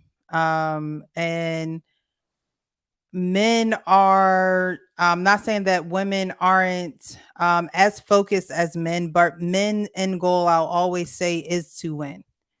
Like you said before, if somebody falls down on the playground, who's gonna, look at them to pick them up? Most times it's gonna be the woman. And in the workplace, women can go through emotions, not saying that they let them rule them, but most times, men are getting the job done in a more acute way. And so they're getting paid more. They're working longer. They're there longer. They're, a little bit more, like I said, dedicated and focused to it, because they don't have their mindset is to win and to get it done and to get the task done. Whereas women, sometimes, the attention is elsewhere. So, I think there's a pay gap. Do I think Black women are, definitely rising in their income and how they're bringing in their money? Yes, they definitely are.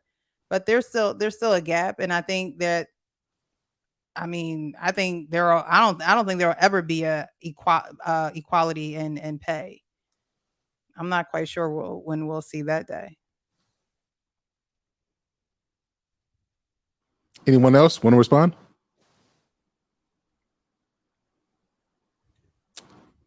All right, I'll jump in like double Dutch. All right. So, Kiara said something earlier that it kind of struck a nerve with me, and she said women want to compete. Oh my Lord! Why are women? It's funny because women want to compete with men, but men never seek to compete with women. And the thing about it is, masculine and feminine forces aren't meant to compete. We're meant to collaborate and coexist.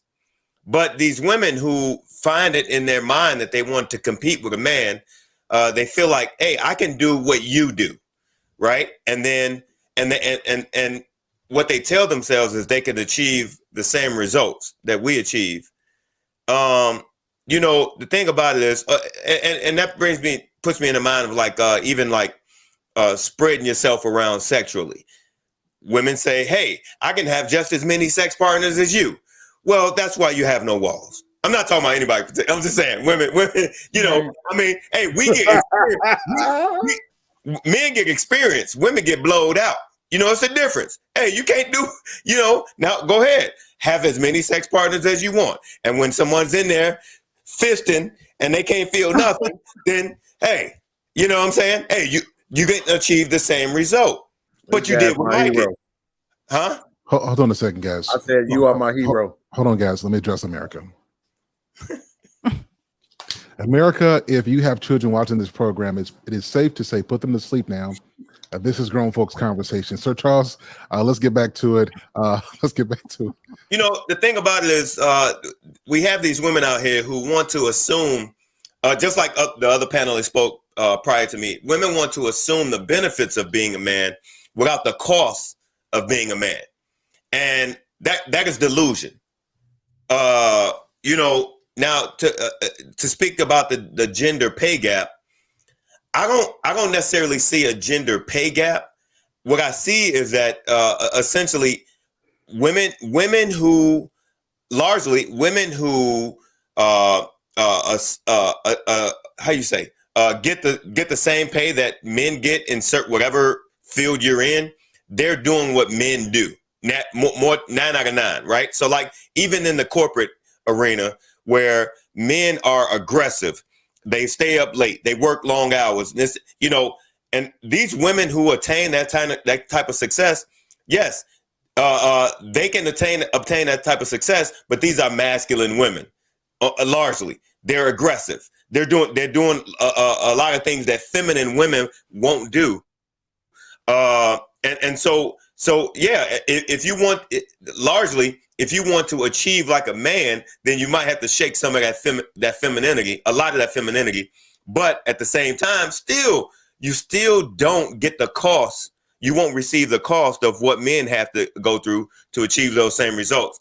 And that's all I'm saying. I mean, I see men day in and day out.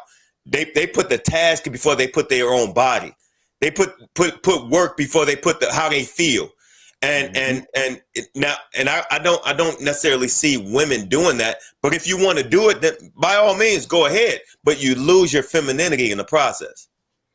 So here, while Charles was talking, I did a quick Google search, right? Highest paying jobs: physician, surgeon, chief executive officer, dentist, psychiatrist, sales manager, management engineer, nurse, anesthesiologist, and marketing management. Now, upon looking at these, the first thing I thought was, well, maybe women outnumber men in sales. Then I looked it up. Nope, 58% of all sales representatives are men, right?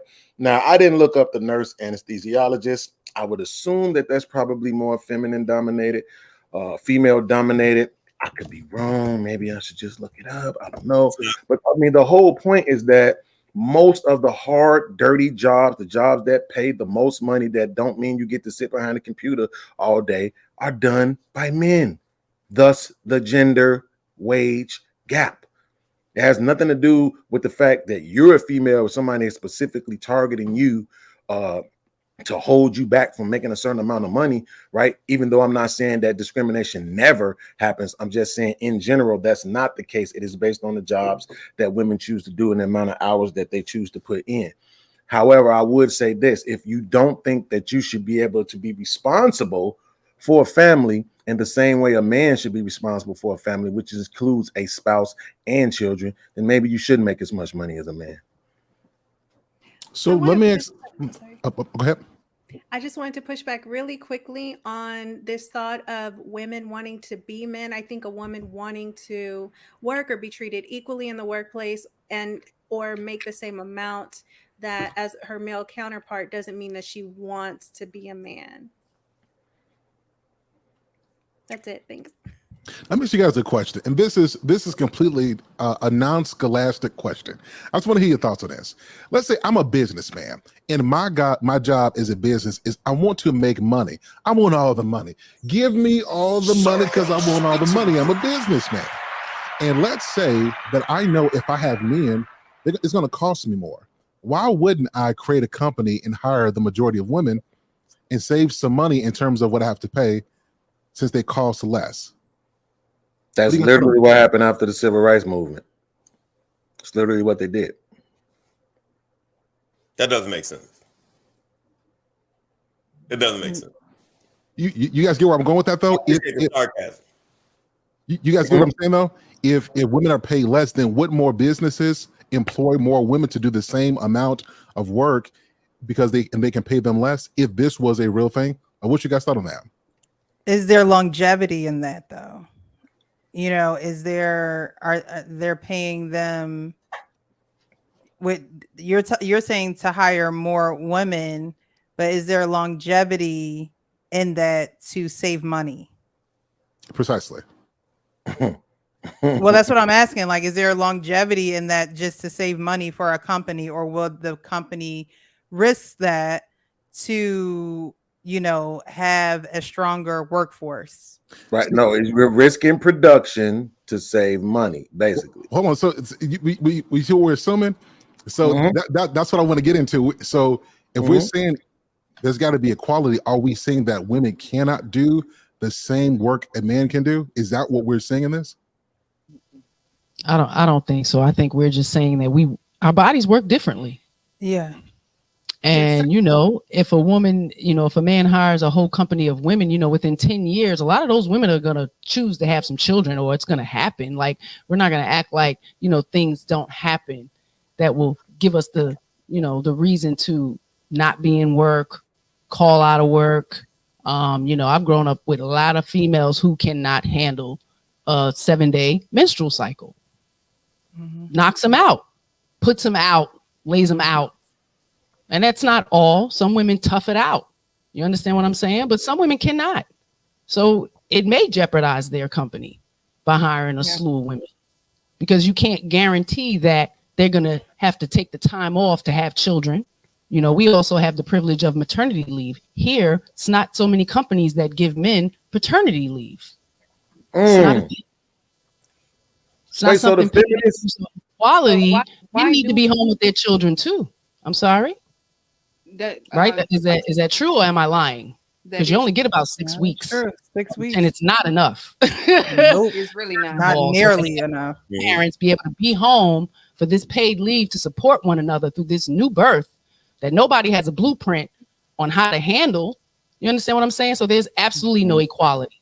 And again, my body, my choice. If I get pregnant by whomever, it's my decision. The man absolutely has no damn choice. I don't see us out here fighting for the men to have equality when it comes to that. So this is where I get where the feminism is. We're fighting for us, but there's so many privileges that we are allotted here already. And again, the men, there's no shelters. There's no men in infants and children's, organizations for them. Like, it's gripe. If they don't have the permission from the mother, it is hard for a man to go in and get services. It's not that easy.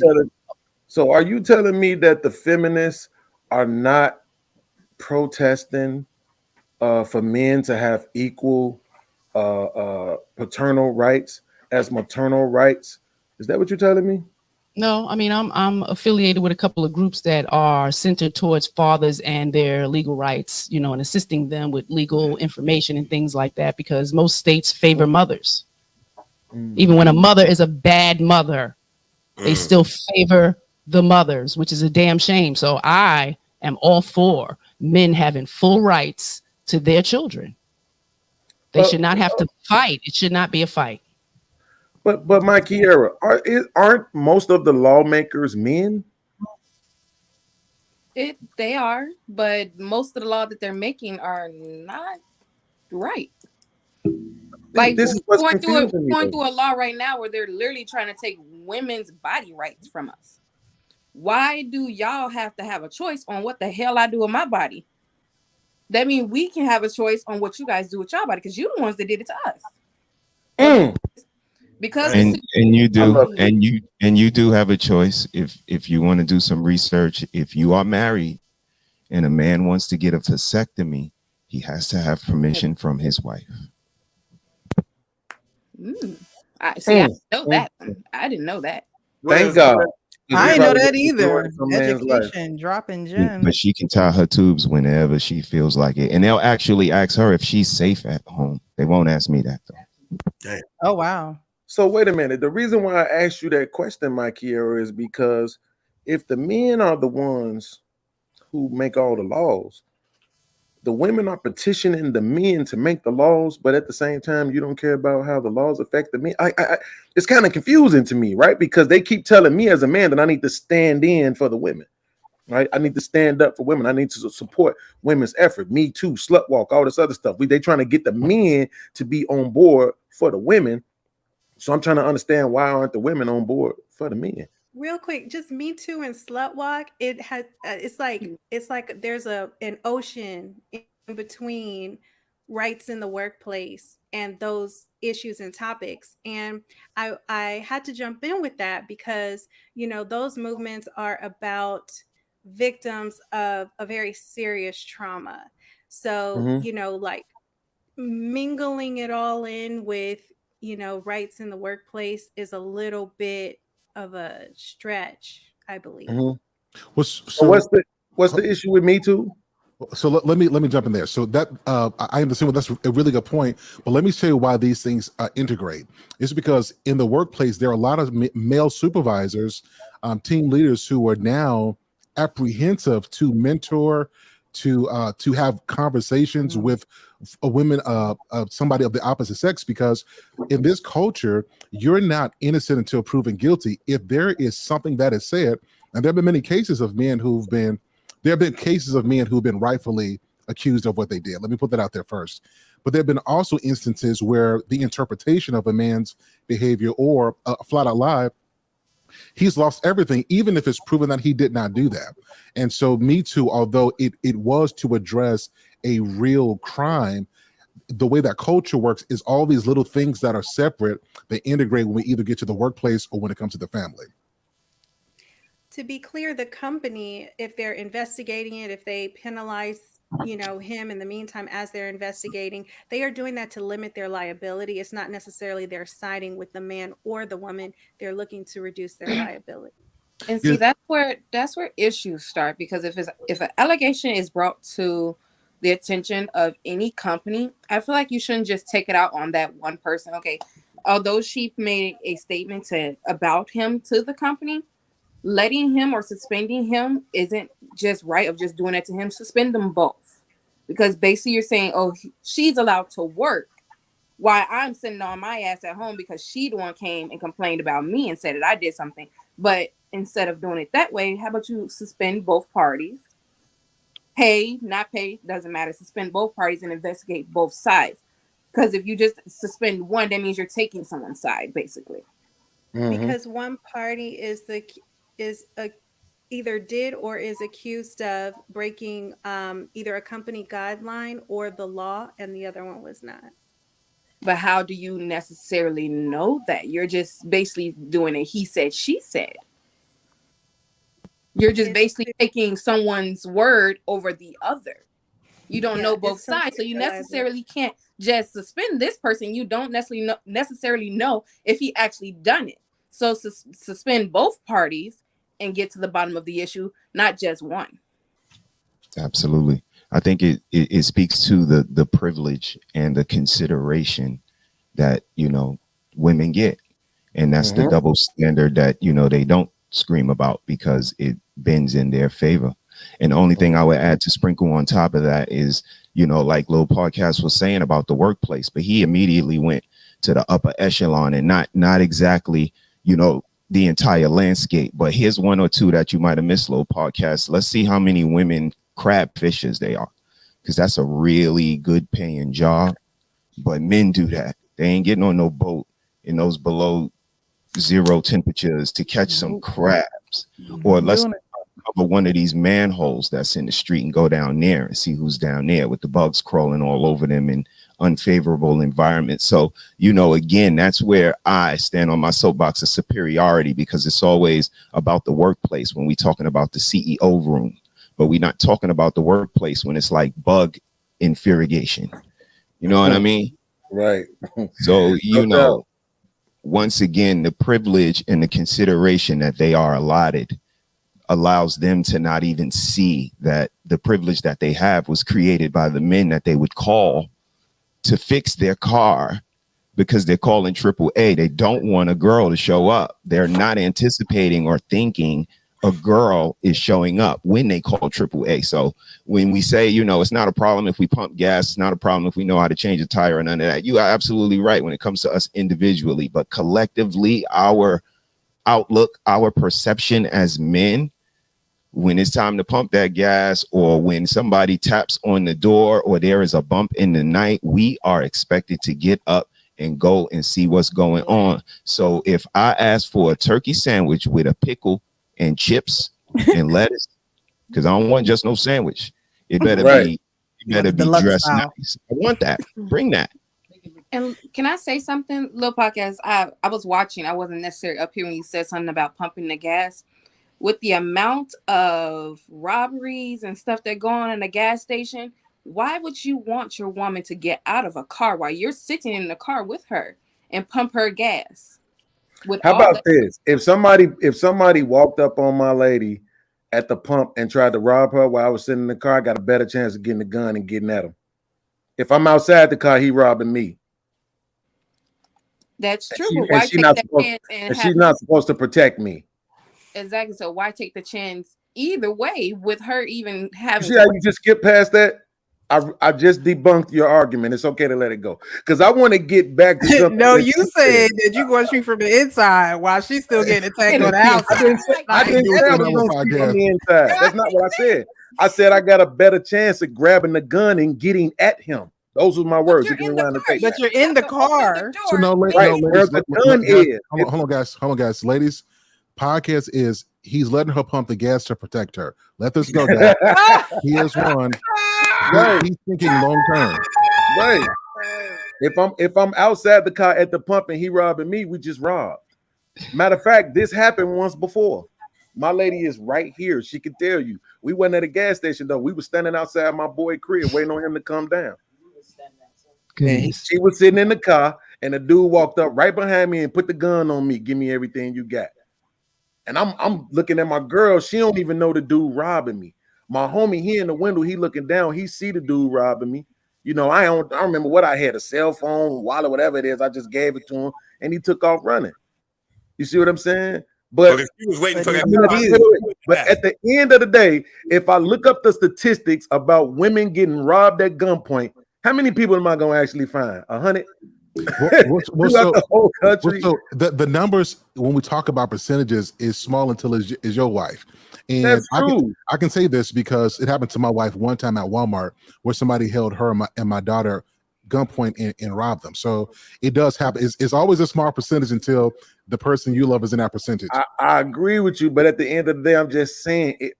Bro, we've been going to the gas. We've been together for 12 years. We've been going to the gas station a lot. We ain't been robbed yet. It's okay. But I want to double back to what Mike Kiera said, because when we were talking about the whole paternity equality, she said the words, right? Why should a man get to tell me what to do with my body when he did this to me? Can we talk about the lack of accountability? Wrong either. I never said the woman wasn't wrong because, honey, you did lay there. You laid there. So technically both parties is wrong, but why do men feel the need to tell us we are not allowed to get abortions? But you said hold on, guys. I guess for the sake of the stream, we're going to use baby deletions. Yeah, we'll say deletion. Deletion. Yes, and grape. So he did that to you? We're not gonna gloss over that. No, he didn't do that to me. I'm just saying this is a common thing that's said when men are upset about women and their body or how we're doing. What I'm saying is this: when you were describing the man getting the woman pregnant, the way you phrased that was, he did that to me. Well, that's not what I say. I got a simple question that everybody can answer. So, does everybody agree with a woman's her body, her choice? No. Yeah. Everybody does agree with that? Yes. No. Now, when it comes to, for the sake of this conversation, when it comes to pregnancy, her body, her choice. If you agree with that, just let me know you agree with that. No. I agree. If they're not married. Okay. So, do you agree with his I agree wallet? with it unwillingly. Do you agree with his wallet, his choice? So if a woman gets the chance to, not carry the child to term, should a man also be able to remove himself financially if he doesn't want that child against his will? What do you guys think about that? I agree with that. I agree with that as long as he's upfront about it in the beginning. Look, hey, you know. I agree in the case that he was raped.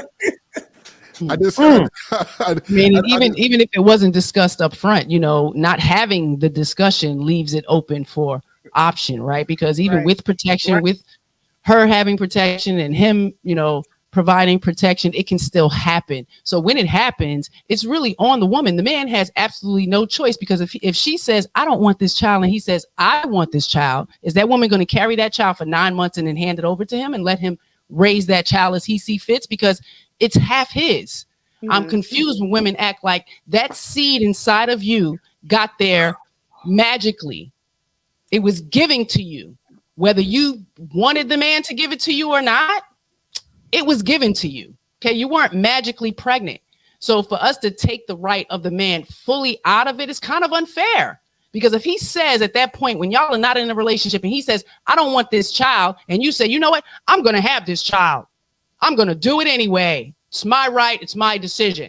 Now he's forced to pay child support, and he's forced to be in a child's life. And then you're upset because you're not worthy to be his girlfriend. He may want to be in that child's life. He might be being forced to be in your life. And that's not something either of you want. So it's just being irresponsible. And then the man has to deal with not being able to make any decision in that situation, because there's some men who want their children, even if it happened by accident. But women are not going to have those babies and hand it over to the man. Now I agree with that. Equality, it's not really equal when we speak like that. It's not fair, because even in a marriage, a woman can still decide to go delete that child without the man, without anybody knowing, you know. So it's not fair. I am the single. Before you go, I want to mention this real quick. I want to mention this real quick. I do want to mention, y'all, when I asked the question about my body, my choice, yes. When it came to his wallet, his choice, there was some, you know what I mean? There was some thinking, there was some rationalization, and that speaks to the inherent biases we have when it comes to equality that we don't address a lot. So we'll dig into it a little bit more. I think, yes, in order for us to do that, I think I need to ask, I am the single one, these three things. One, are you a feminist? I am. Okay. Do you believe in equality between the sexes? I believe in equal rights in society for the sexes. Do you consider yourself a misandrist? No. Why don't you think men should have the same paternal rights as a woman after conception? I haven't clarified my entire position on that. You kind of did, because you said only in the case of if he was raped. I said I agree in the case of that word. Yeah, exactly. Right. So that means in general, you don't believe that a man should have the same escapability from paternal rights as a woman has escapability from maternal rights after conception. Pregnancy has pregnancy impacts a woman's life differently than it does a man's life.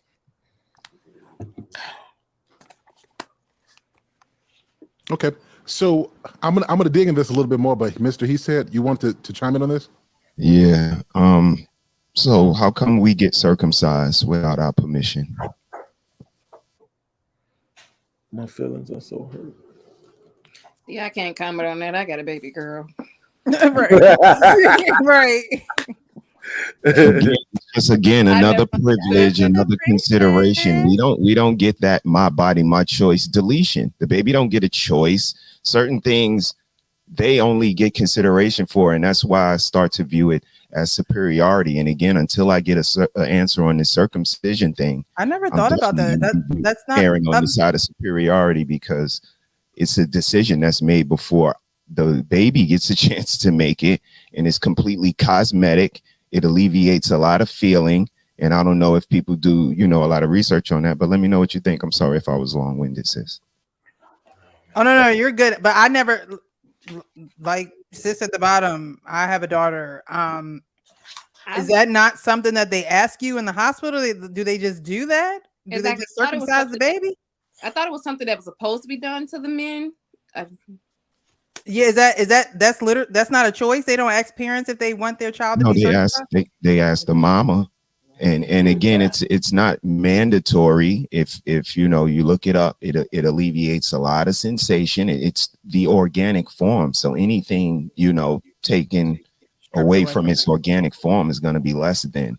Although it's unattractive, although it's unpopular, again, the mama is usually the one that makes the decision on that, and that's without anybody say so, consensus, weigh in, authority, or anything else. So again, they just have a lot of ability and authority, and that's where the my child single and verse and lyric bar, whatever you want to call it, that's where that comes from. They carry it for so long. It's like, that's my child, but it's not your child. But again, a simple man will acquiesce to that statement. Something different would not. Let me jump in really quickly, and I want to ask this, and I'm just throw it out there. So if the goal of feminism, and let's say any movement of feminism, is to fight for the rights of other women, wouldn't that extend to the young girls that are in the womb who are not yet born? Don't they have inherent rights as well, even though they're not born? No, I don't think so. I don't think so, because that's like what they're trying to do right now with the putting men on child support while the baby is still in the womb thing. It just... So just to clarify, you said no, the babies don't have rights. No. Interesting.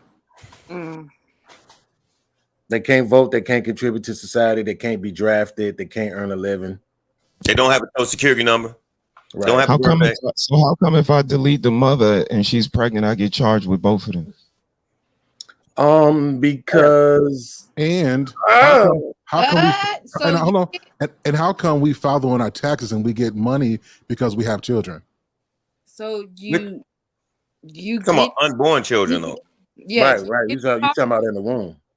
So to comment on but when you pay for stuff for children and you buy that stuff, you can write a lot of that stuff off because you're expectant. You get privileges. You can park in certain spaces. There are certain things you get during the pregnancy as well as after as well. To answer what Mr. He said, I actually saw a case on that.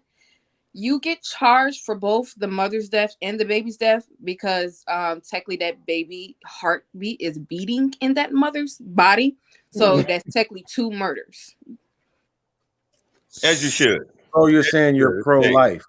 If you kill somebody, if you kill a woman and she's pregnant, you should be charged with double murder. Absolutely, you should. Absolutely. So, Kira, you're saying you're pro-life. Well, that's deviating from the original question now. Wait, right? So what we're saying is, if the kid is a person inside that womb, and so doesn't that kid also have rights as well? I can't the kid has rights, but they're on the behalf of the parents. You know, the parents are speaking for the child. Because here's the thing: if that child has rights, then there will be laws against mothers smoking while they're pregnant, or drinking while they're pregnant, or getting inadequate amounts of sleep while they're. I mean, a mother can really do harm, so much harm to a fetus that will go unchecked. And that's why I think, when we talk about this woman, her body, her choice, even if men had the option to force a woman to carry a baby to term, that is still dangerous, because who's to say that she's going to eat healthy? Who's to say she's not going to smoke? She's not going to drink? She carried that baby to term. Now the baby got 4 arms and 1 leg. And here you go. The reason why I don't think that's moving, the reason why I think what I'm asking is relevant, Sir Hale, is because if the heartbeat is the reason why it's MURDER, if a man deletes a woman who's pregnant, well, they are getting deletions when babies have heartbeats. See, I'm not so with then it should also be MURDER. I'm not with getting abortion when you're 3, 4, 5 months pregnant. If you're 3, 4, 5 months pregnant, we're gonna say baby deletion. I'm not with that. Like the baby's basically forming full heartbeating by that time. Now, if you're like a few weeks and a month, there's technically not really there. So I can't really technically say, but if you're fully past where you got a whole person in you, Yeah, baby deletion is not okay with me. I just think that if we're going to fight for rights for people, that's got to be all people. And just like we say, you know, a kid can't vote, a kid can't do X, Y, and Z. Well, would you say that a person who's 75 who got into a terrible accident and can't speak for themselves or move, should their rights be stripped because they are immobile and they need somebody else to act on their behalf? Does that person still have rights? Are they brain dead? Even if they are, let's say yes. They don't. Some people, even in their right mind, if they lose the ability to verbally speak, they absolutely, somebody has to become their power of attorney and speak for them, unless they can find a way for them to be able to communicate, you know, without them not being able to be verbal. But I've seen that a lot. So yeah, no, you lose your right to many things. But even them, they have protections as well. You mess with a person like that, you can be charged. So that's what I'm saying. So regardless of what state we are, I think people have unalienable rights, and I think that children should be extended those as well. What do you guys think about that? Yeah, but how do you enforce the rights though? Like some rights. I mean, a fetus can't complain that mommy's not getting enough sleep and she eating she eating flaming hots with cheese and meat for dinner. a fetus can't complain about that. You know what I mean? So it's like who enforces that to make sure that, you know, the fetus's rights are you know, are not being. Yeah, I agree with you, Sir Charles. You know, so there are no, you know, organizations or authorities. We see our friends not doing the right thing, pregnant. They're drinking, they're smoking, they're carrying on this way, you know, to even call CPS before the child is born. Like, that's a life, right? So we know this child is going to be born into this dysfunction, this trauma, this disarray, lack of control, temperance in any way. You know, we see this happening. Like, is it us as authoritative figures, as community leaders, to say you're not fit to be a mother? Now we have the system taking the child and putting them into a situation where they may not thrive either. So it's like, what do you do? We're all up in arms. It's a shame. And that's, to that point, you know, I firmly believe that men and women will never be equal in force. We can be equal in presence, you know, in the fact that it takes a feminine, masculine man and woman to make a baby. But what happens when the woman doesn't want the baby, right? After the baby's born, a woman can drop the baby off at any fire department, any police, with no consequence. Let a man do it. Let a man say, "Hey, give me that baby. Give me that baby. I'm gonna keep the baby for the weekend," and then he drops the baby off. He's getting arrested. And you're absolutely right. But then that's where you got the people like, how many more babies do we need to drop off at these shelters that's sitting here? And how many kids do we have that are in group homes and stuff? It's like we just adding to the power, and the government not really doing anything to really help them. But that's the point. A lot of these women who are seeking equal rights, they want the benefits. So then don't utilize that avenue of saying, "Hey, well, I could drop the baby off if I get tired of it with impunity. I could drop the baby off at any government facility, and my man can't." Well, fight for the right for us to be able to do the same thing then.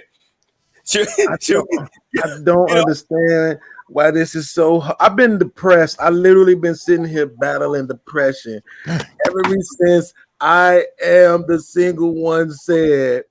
Right, she is not for paternity rights for men post-conception, and she used the oldest excuse in the book, which is, well, pregnancy affects a woman's body differently, as if that has something to do with the man's rights.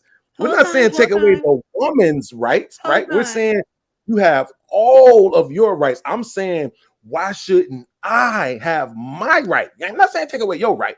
I'm saying you and I laid down, we made a baby post-conception. The baby is conceived at this point. Now, I don't have any rights. You have all kind of choices, including carrying the baby to term and dropping it off if you don't want to. That is not a choice of affecting your body, right? 150,000 children go into the system every single year. So that's what I'm saying. The percentage of women who delete babies based on health is 2% or less, and that includes grapes. So I'm just saying, I'm not saying take away your rights. I'm saying, why don't you think I should have a right after conception to say, you know what? I don't want to be a dad. What rights would you want? I don't want to be a dad.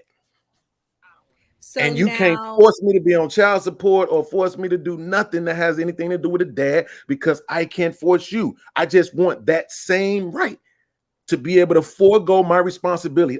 I want the right to be irresponsible, just like you have the right to be irresponsible. okay, here's the thing. A wallet is not comparable to a womb.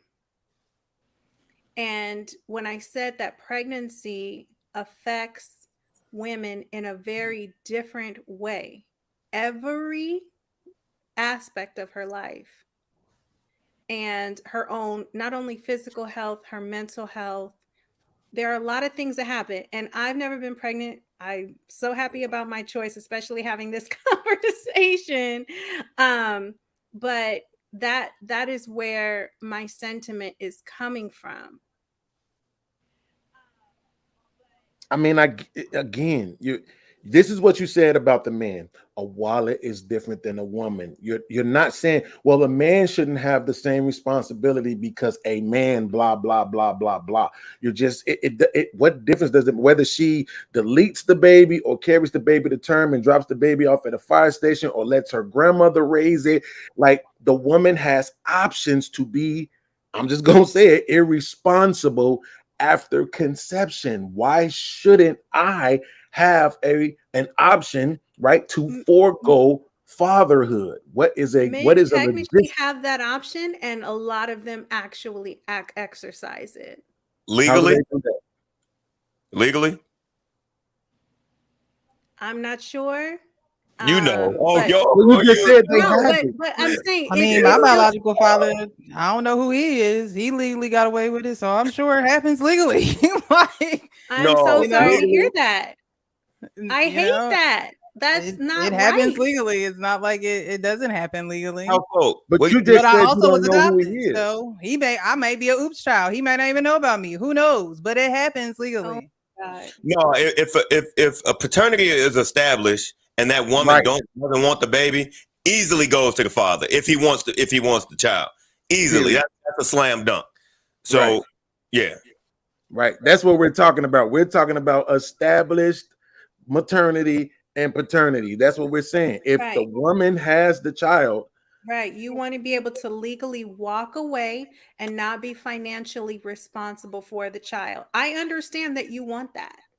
I'm clear. I know that you understand what I want. I'm just asking for a logical reason besides there's a difference between womb and wallet. Because the irony of you saying there's a difference between womb and wallet, women tend to trade their wombs for men's wallets all the time. No, damn. That's the irony of it. Damn. That is right. That is you true. can't pay your way into the womb. That's a fact. I mean, and even is not a I'm sorry, I'm gonna be quiet, man. I don't know what I'm talking about. but even deeper than that, even deeper than that, I think is the insensitivity to us as men, because just based off the conversation, and I'm not going to assume, what the sister was saying she was sorry to when baby girl was alluding that her pops wasn't in the situation, but she immediately was like, I'm sorry. Not sure if she's sorry because he left or if she's sorry because mom didn't require marriage before having a baby, because it wouldn't be that easy for men to leave if they were married to the women that they had babies by. And again, I just say the, insensitivity, because once again, it's always men. A wallet is not a womb, but there is, testicles.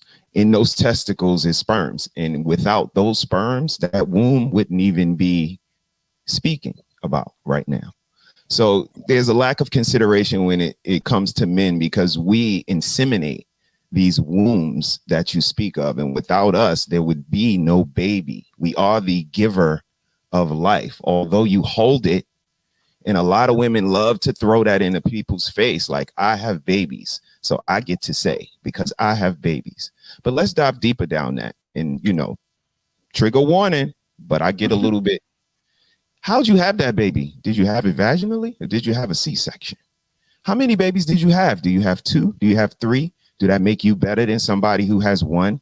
Do that make you lesser than someone who has 7 and 6? So let's start putting this value on vagina and wombs like they just make things happen all by themselves. It's not in just add water type of situation. You need a man in order to do that. And when we start to recognize and, you know, accept the value that men bring, the compliment that men can be to our existence, and how they brought us to the point where we can bask in the luxury of having 33 forms of birth control.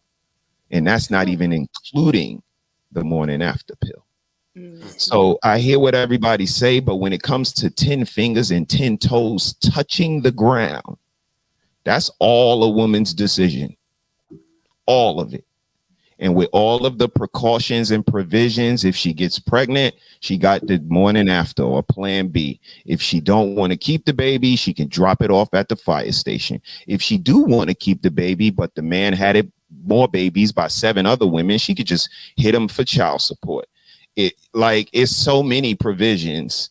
If she doesn't have any money, she could jump into a single woman shelter and be in a Section 8 apartment in about 6 months.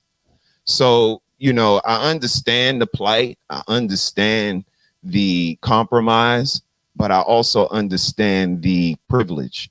I also understand the consideration that one gender gets over the other, and you know, any smoke, I'm here for it. So before we go, y'all, let's take a breather.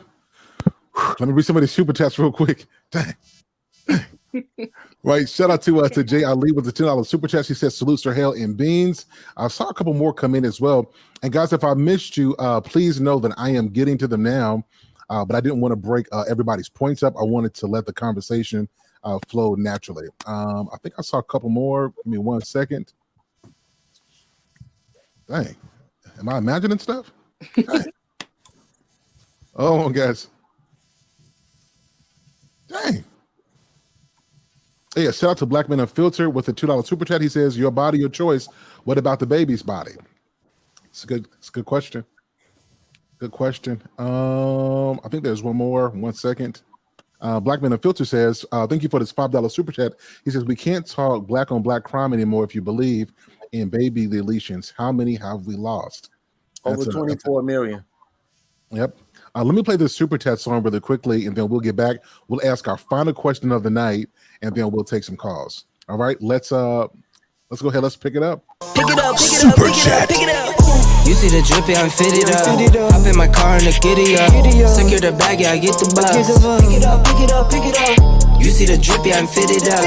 Hop in my car and the giddy up. Secure the bag, yeah, I get the bus. Pick it up, pick it up, pick it up, pick it up. I've been on the flex since flex on.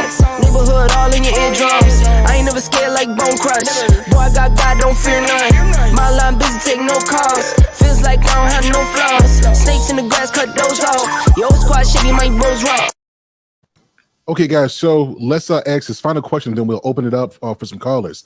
So feminism, as it pertains to family, is feminism helping the nuclear family, or is it hurting it? This the whole concept in 2022. What's your thought on that?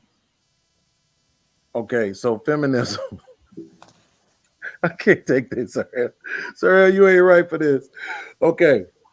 Does anybody know what the definition of sexism is? Is it a good or bad thing? It's a bad thing, right? Classism, a bad thing, right?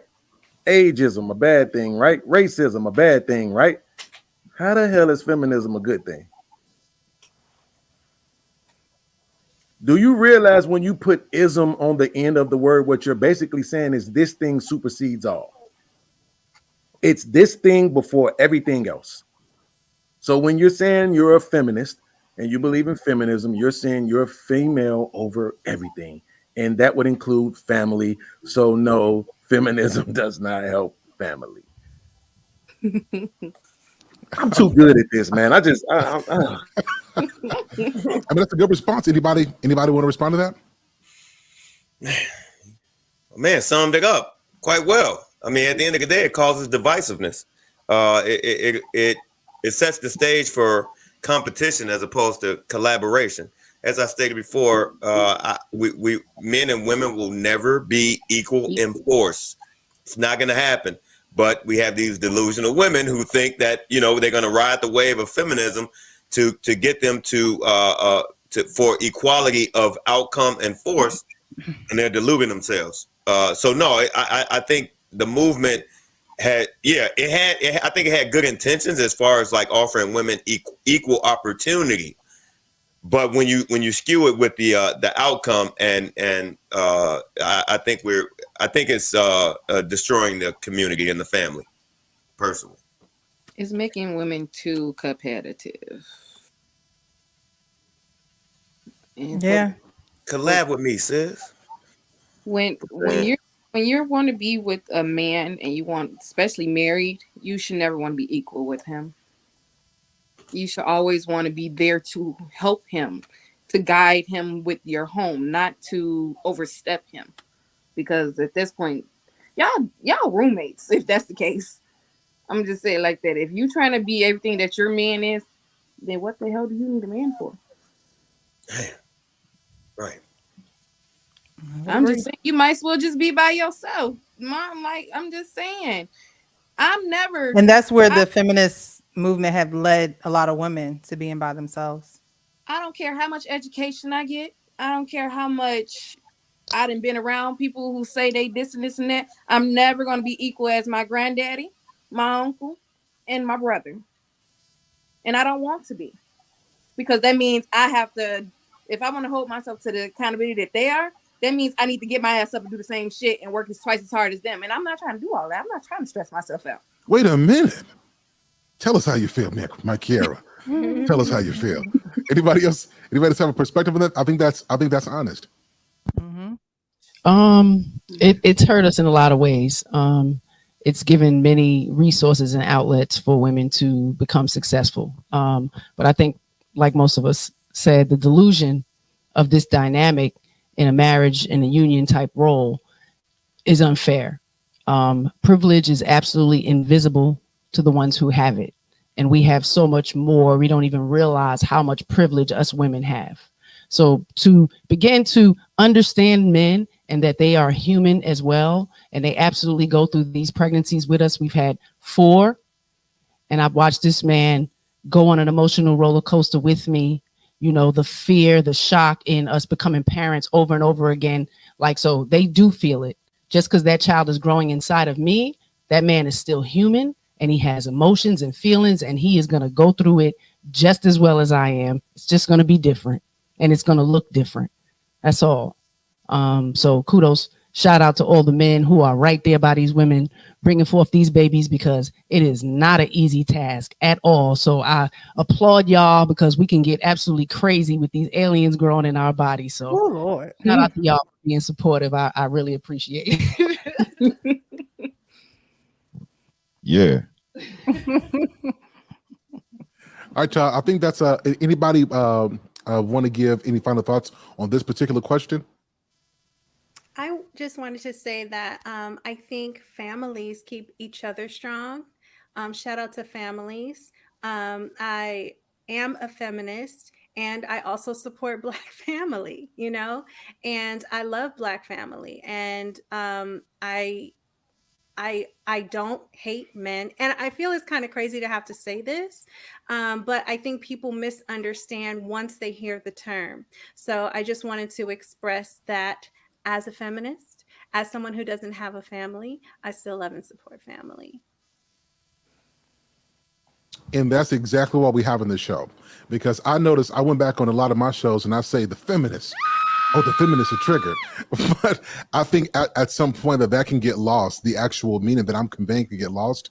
And so tonight was to bring some clarity to the conversation. So we're just not talking in circles. So I really appreciate that. All right, guys, shout out to King Adams, the brokest Dusty, with the $19.99 super chat. He says, just here to support an awesome conversation.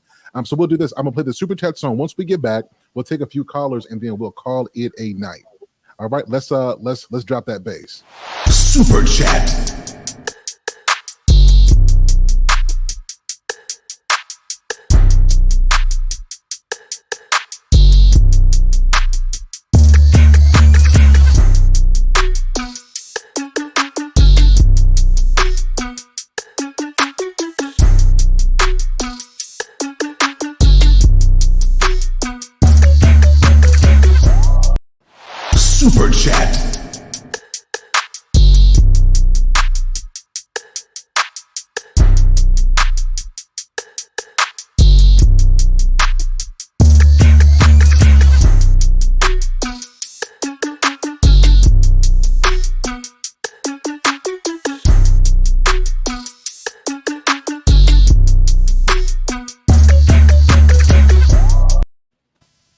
Free say to everybody. Thank you so much. Listen, the lines are now open. If you're going to call in, here are the rules to call in.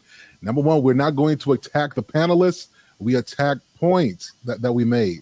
The other thing is stick to the topic. I don't want you guys to come in here and tell me what you guys heard on 17 other channels. We're going to stick to what we're talking about on this channel tonight. And then the third thing is you must cam up. We need to see your face. All right. And everybody who calls in will have 7 minutes to state their claim, and we'll do it that way. All right. Our first caller up is the one of the only Dusto Scam Likely is in the building. Salute, my brother. How are you, man? Good evening. How's it going? Can you hear me loud and clear? Loud and clearly, man. Hello. So talk to us, man. So I'm not sure how much of the conversation you heard, but what would you like to contribute to tonight's conversation? I gotta remember. I don't remember the question specifically, but I know the first one is the effects on feminism and America, whatever. Not to just sit and beat up on women or nothing, but since they've been giving the choice, they've been choosing everything wrong, and everything's been going downhill since. Women are made to follow; men are meant to lead. If you put them into give them the power to lead or give them the power to make all the decisions without the man, they have the power to actually lead. And when you separate that from the man who's supposed to be leading and following, and he's over there by himself, and he's over there, and women are over here with the kids, they're leading the kids. And they've been leading them downhill day by day and leading themselves downhill day by day. And the men are over there somewhere.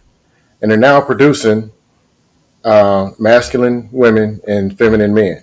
And then they're blaming those men that they created for not being leaders when they're making the men grow up to be followers. By nature, the women are followers. So now you got women and men who are followers. And you got a whole almost culture full of followers that are following anything. And they're just running around in circles with their heads cut off. So, no, it's not good. When y'all are talking about my choice, my body, my this, I couldn't put a suit on and show up to court to defend people who deciding I'm going to just stick my meat anywhere, or I'm just going to lay down and spread one leg here and one there and just do whatever we want to do. However it plays out, it just plays out. Just, if people are going to just do what they want to do, hey, have at it. Deal with the consequences. Especially looking around, seeing, there's a bunch of babies over there in the street. There's a bunch of women and there's a bunch of men bleeding in child support court. I know what I'm going to do. I'm going raw. You kind of can't defend yourself volunteering to go participate in that game. And then run, well, it's not fair. And then the woman saying, well, I'm stuck with these kids. I mean, just don't play that game. And I forgot what the middle question was. It was the first one, the last one. What was the one in the middle?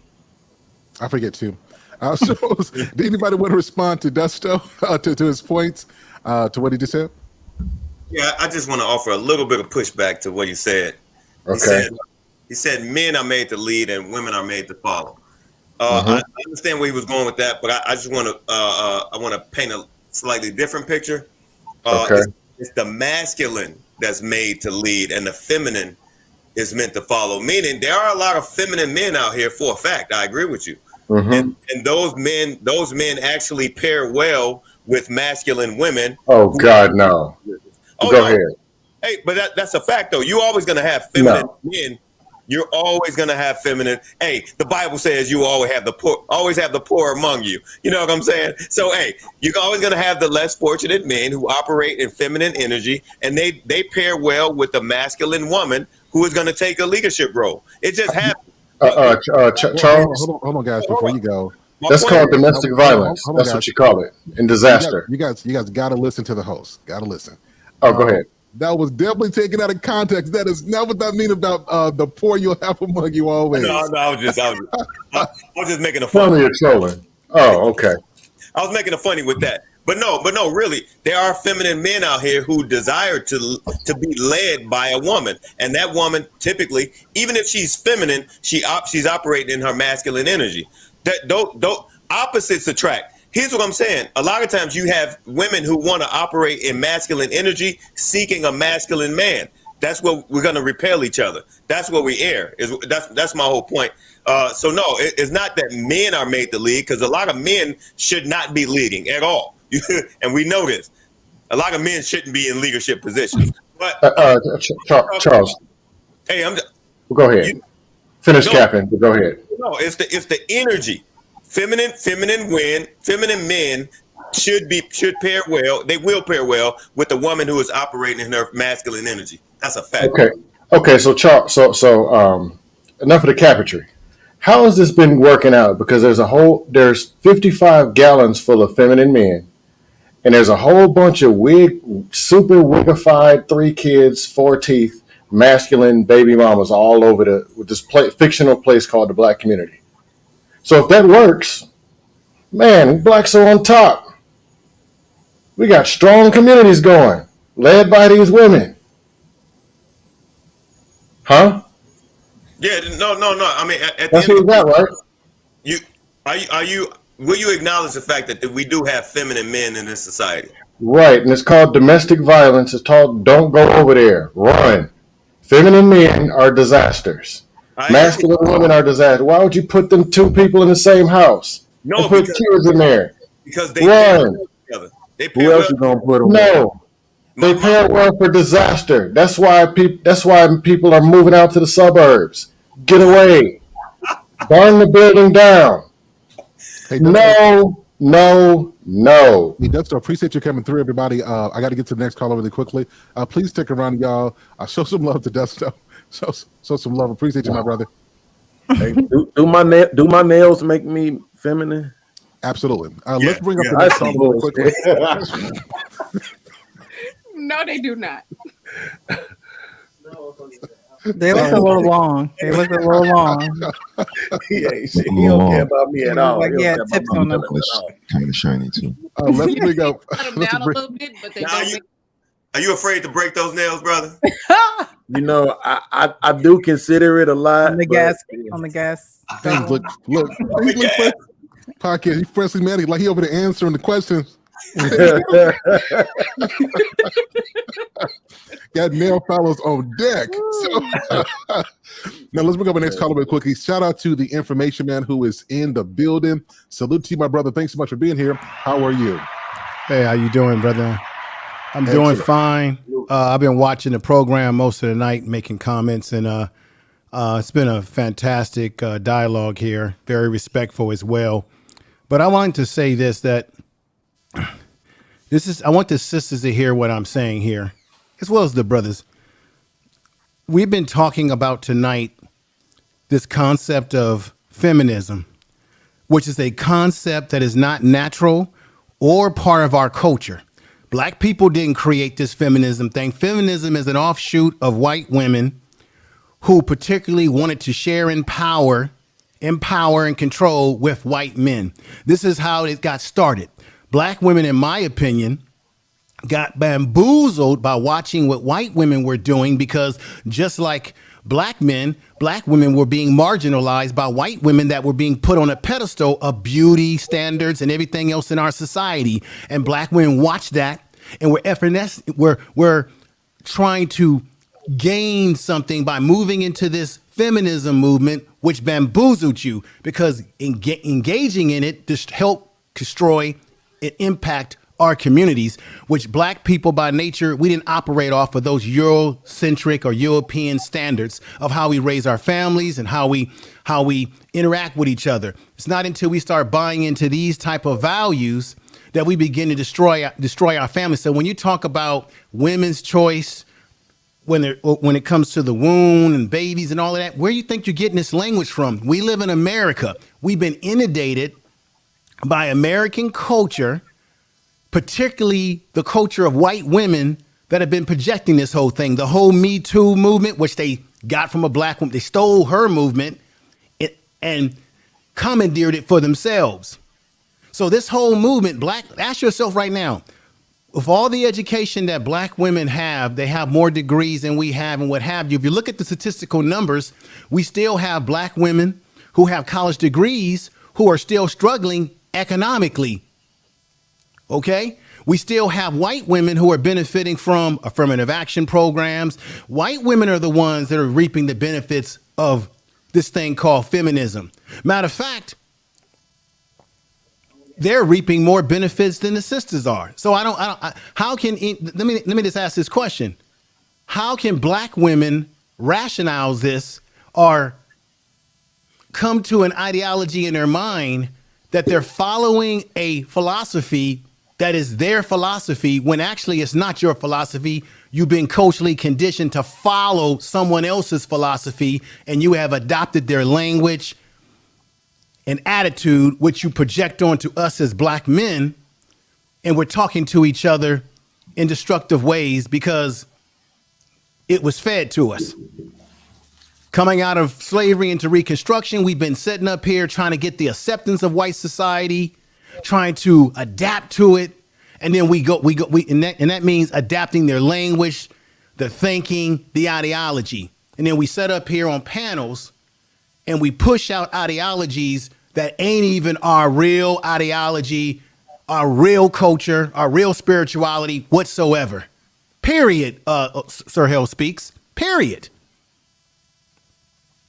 Anybody want to respond? I mean, to a degree, I would agree with the brother wholeheartedly. Like I said earlier, that's where my problem came in, is when you adopt the problems of somebody else. And that's what I was referring to, that, you know, when it was about choice, it's fine. But when you start speaking about liberation, I don't remember when, you know, we were ever separated, the black man and the black woman. So for you to feel like you want to be liberated from me, you're just adopting the rhetoric and the plight of, you know, you're westernized white women and adopting it as your own. And that was my overview and collective of it. And again, that's where my, you know, disagreement starts. And that's where the destruction starts, brother, because we've always been together. If you go back to the history, we were always together because we had a common enemy. We had a common oppressor. And then for whatever reason, we begin to take on this thinking that isn't our thinking.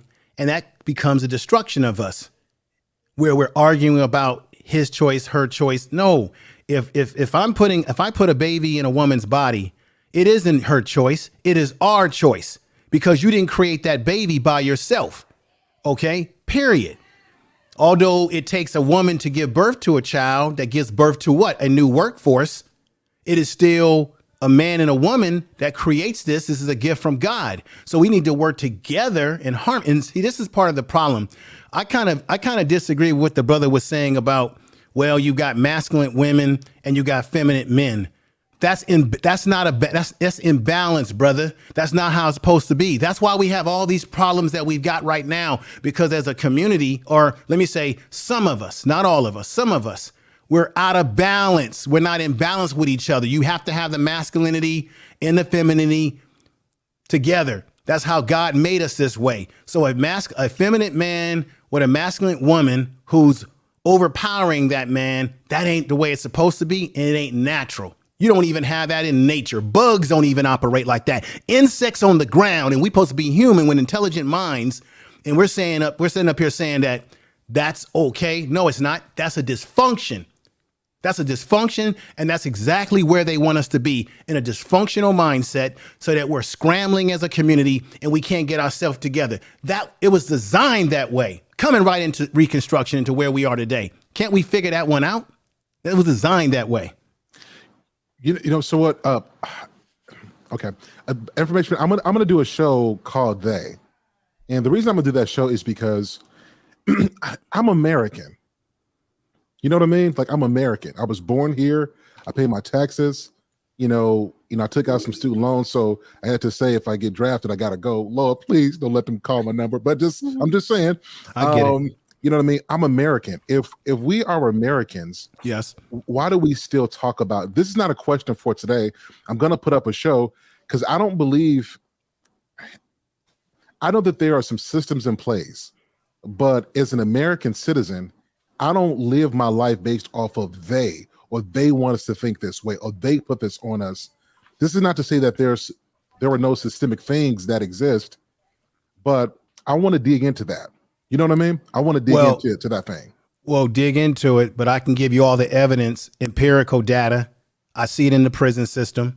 I see it in a community, and the way you break it is that you have strong black men who involve themselves in mentorship and building black men, building the betterment of black men and black communities. So as long as we don't do that, and as long as we buy into rhetoric that does not fit our culture and wasn't originally a part of our culture, we're going to continue to have these problems. That's why I say they, because you got to remember, do black people dominate to control all areas, 9 areas of activity in this country? Do we control economics, military, sex, religion? There's a lot of areas that we don't control. And most of our information that we get is through watching the TV, the dummy box, and watching all these things in society that feeds into our child's mind. Just like you have kids that walk around playing with their phones all day. They can't even verbally talk to you anymore. Or they're plugged into this music that's putting its own messages in their mind. But who produces that music? Who's behind that music? See what I'm saying? Who's behind all these things that we may not be in complete control of? No, I get what you're saying. I guess for me, I live my life a little bit different because I am pro black people, but a lot of they want us to do this. They want us to act like this. I get what you're saying. They want us. I got concerns with they in 2022. So I'm gonna do a show on this one because I don't see the world through that lens. I don't think that they are trying to get me to do anything. Now, if we're talking about corporations who want to profit, now we get out of that discussion. But it just the white people, black people, the white people want the black people. I see it a little bit differently today. Well, I'll leave with this statement here. I think that as long as you know who you are, what you are, and you're confident in yourself, and you're raising your family, and you're confident, you say, I go out into this world and nothing stops me. I'm 52 years old, brother. I've been going out into this world for many of years, knowing that there could be some obstacles in front of me, but I just simply go over them, go through them. I'm not saying you're supposed to use it as a crutch, but I think it's very important to know what systems we are operating in and be aware of them. And as long as you are aware of them, then you can be you don't want to be sleep as you move forward and upward. Okay. And as I pull my brother up, as I pull myself up, see what I'm saying? And being aware that there are systems, brother. And it has been that way for a long time, but you don't let it stop you. You just recognize that these things do exist and you move accordingly. Okay. Because if not, all we have to do is look at some of the disparity that's going on within some of our communities, not all. And we have to ask ourselves, why is this happening? And what are we doing to solve these problems as individuals and as family men? Okay. I get you. Because we know that every black man on this panel, when we go outside our door, whether we are law abiding or not, we can be harmed by someone that assumes because we're black that we're a thug and we're no good. You see what I'm saying? I've had these things happen to me in real time. And I've never been in jail day of my life, never committed a crime. Okay, so I think this is good. So, information man, if you can stick around for me, okay, I really would I'll stick appreciate around. that. No problem. And then for everybody else as well, I'm going to do a show called They, and I want to because I know that there are systems in place, but I want to really dig into them because I don't live my life off of the white people want the black people to do this and so on and so forth. I see it very differently, and I think it's necessary if we're going to move upward in any way. You understand what I'm saying? So I'm going to do a show on this, and my goal is I don't believe in racism. I don't talk like that. I don't believe in talking about white people or any. I believe in having the conversation, and then we present our facts and we move on from there. So I'm going to have information, man, because he always brings that fire, and we'll dig into this some more. Okay, so listen, let's do final thoughts on today's show, and we're going to wrap it up after this. So let's start with you. I'm the precious one. I'm the single one. Hold on, I'm the single one. Let's start with you. And thanks for let's start with you. Your final thoughts, and then please call out your channel as well. Thanks so much for having me. My final thought is just love and respect to everyone. I am the single one. Feel free to follow me on social media. I'd love to be connected with you. And I have a channel here on YouTube as well. I have two. So follow me and I'll follow back. Hope to see you soon. Awesome. Thanks so much. Mike Kiera, I think, is this your first Super Sunday that you've joined the actual show? Excellent. Thanks for being here. What are your final thoughts on the show? My final thoughts is when it comes to women want to be equal, we're never going to be that. So just strike that out your mind. But we can be one with our significant other and guide and build to have a wonderful life and wonderful family together, not always being equal. And women, just stop trying to compete. Shit, you'd never get what you want if you want to compete. That's it. That's all I have to say. Excellent. Appreciate you. Y'all, please stick around. We're going to have an after show. If you're still here, please don't go anywhere. Mr. And Mrs. He said, she said, y'all always bring the fire, always bring facts. Thank you guys so much for being here. What's your final thoughts, and how can the people find you? Thank you for having us. Always a pleasure. Always a great panel. Love the exchange of, commentary, ideas, opinions, thoughts, and respectfully, we are He Said, She Said, Love and Abundance. We're here every Thursday at 9 on YouTube, and hopefully here Thursday at 8 or Thursday at 9? Thursday at 8, and hopefully on Sundays with Sir Hale. So thank you for having us. We appreciate each and every last one of y'all. Shout out to the chatters, because y'all be on fire. And everybody have a great night. Excellent. Appreciate you. Thanks so much. Let's go with Beans. Are you still there?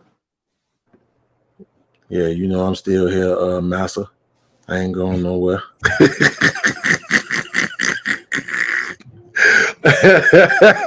Yes, sir, boss. I still here, host. So podcast. What's your final thoughts, bro? And please call out your show as well. My final thought is I am super sad. I am the single one. Broke my heart tonight. I had high hopes for her because she said some things the other day on your show that had me like, okay, she's accountable, and she's not a terrorist. She's not out here trying to destroy men. She understands who she is, and And then tonight she came and she sucker punched me in the gut, and she basically said that men don't deserve nothing. She literally came through the night and played Shamira. Never give up, never surrender, ladies. But no, I just want to say, like, the mentality, bro, that I see where the women just, it's so hard for them to just look at men and say, you know what? Yeah, you deserve the same rights I deserve. It's not a right over it's not, I have a right over her body. It's just I have my own set of choices. You see what I'm saying? Post-conception, you have choices. Post-conception, I deserve choices, right? And I don't see why that's such a difficult thing to grasp, especially when the women are beseeching men, right, to change laws on their behalf, and in the same breath saying we don't think men should have any rights. It's the irony of it is very disheartening, to say the least. And I just hope that the gem I dropped about isms, right? Classism, racism, sexism, ageism, right? And the fact that the ism itself basically means this thing above all, right? It's a superiority thing. Anything you look at with ism on the end of it, that's what you're going to find out. Hedoism, right? Hedonism, right? You know what that means. They put pleasure overall. Like, that's what it is. It's this overall race, this particular racism, this race overall, ageism, this age overall, right? It's a supremacy mindset. So by definition, feminism, right, is a supremacy mindset. You're saying I'm female first. And if you're having a natural birth and you come out of your mother's vagina, you come out head first. You're not coming out female first, right? You're coming out and you're a baby first. You're a human being first. You're whatever your color is first. You're whatever your sex is the last thing we find out about you on your way out. So I'm just saying, it's okay to not be supremacy minded when it comes to being a female. It's okay to, and I hate to use this term, y'all, please forgive me, but it's okay to not run in the victim Olympics as it were when it comes to being a female. You cannot say y'all doing all these great things and y'all so, oh man, we the most educated, we getting the most money, we the most everything, we the most beautiful, we the most. And then in the very next breath, we so oppressed, we so suppressed, we don't know what to do. We need y'all help, we need the rules changed. Got to make up your mind, pick a side. With that being said, my channel is I Seen Your Lil Podcast. I Seen Your Lil Podcast. It might not sound like it, but on my channel, I definitely support women. I definitely champion women. I am a male. I am a male's advocate, though. I'm a black man advocate. That is what I am. I will say that. I do still hold women accountable. But I am an equalist as far as it pertains to people's choices. You don't have to do what I want you to do, but just be accountable for yourself and responsible for your choices, and we'll be all right. It's your boy Beans, aka Lil Podcast. So I'm gonna hold you accountable. You said you're an equalist, which means you believe in equalism. So we're gonna talk about this in the podcast.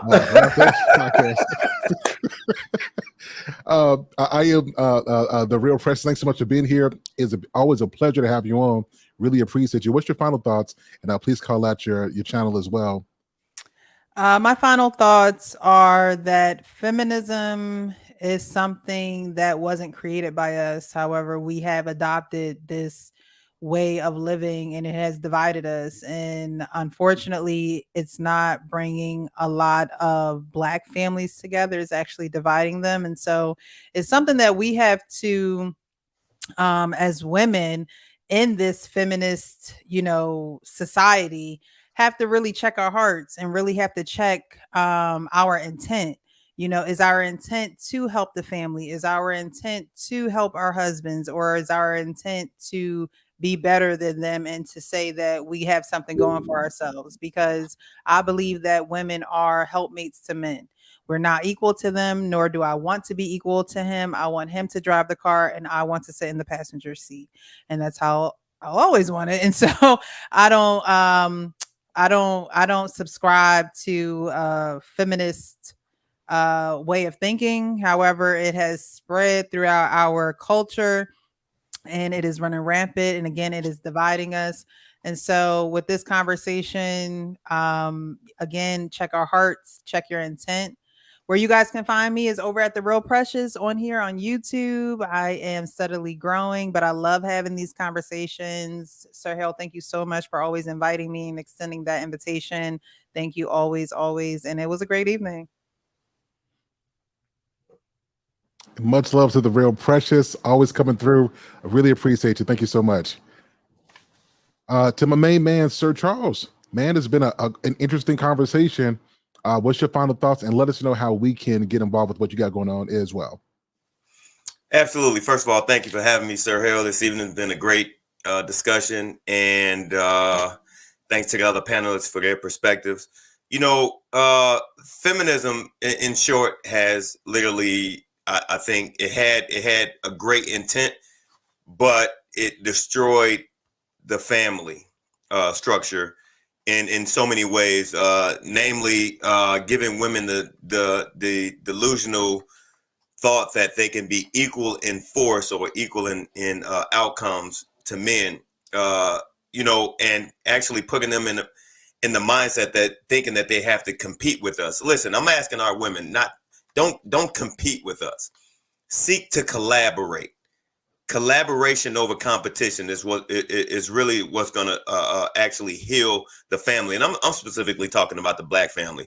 You know, there are advantages to being a woman that men will never be able to participate in, and there are disadvantages to being a woman. There are advantages to being a man. There are disadvantages to being a man. We can never be totally equal.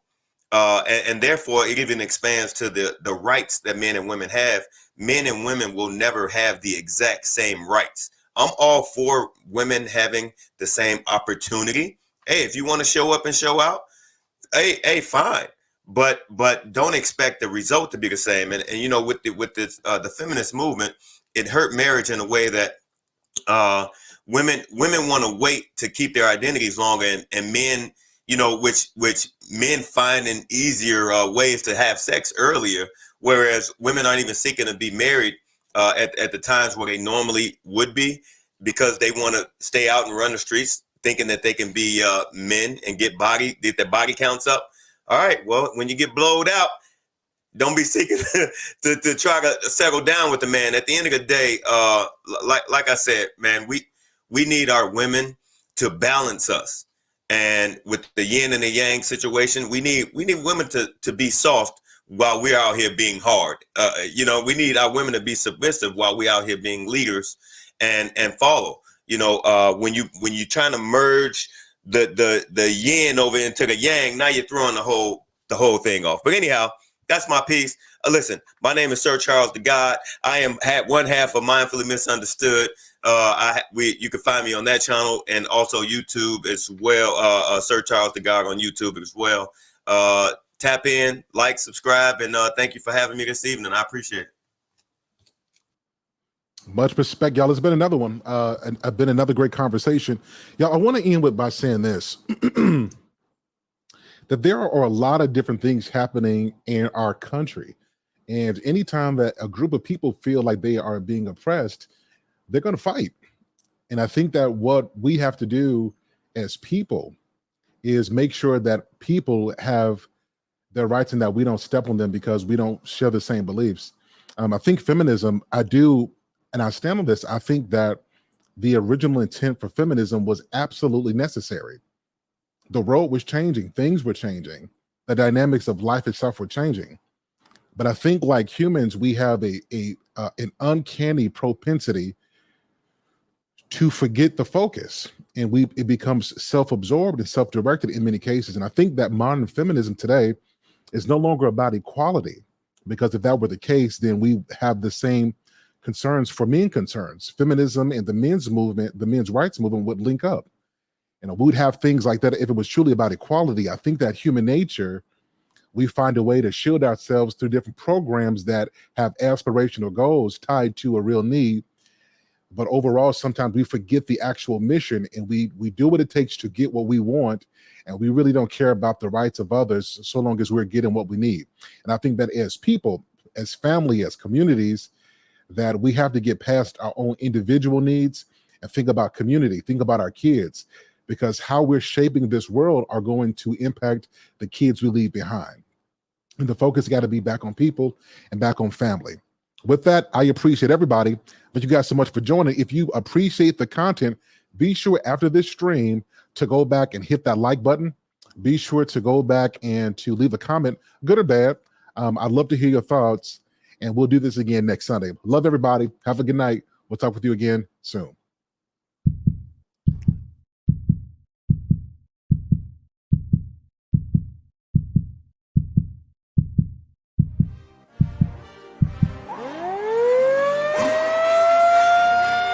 May I have your attention?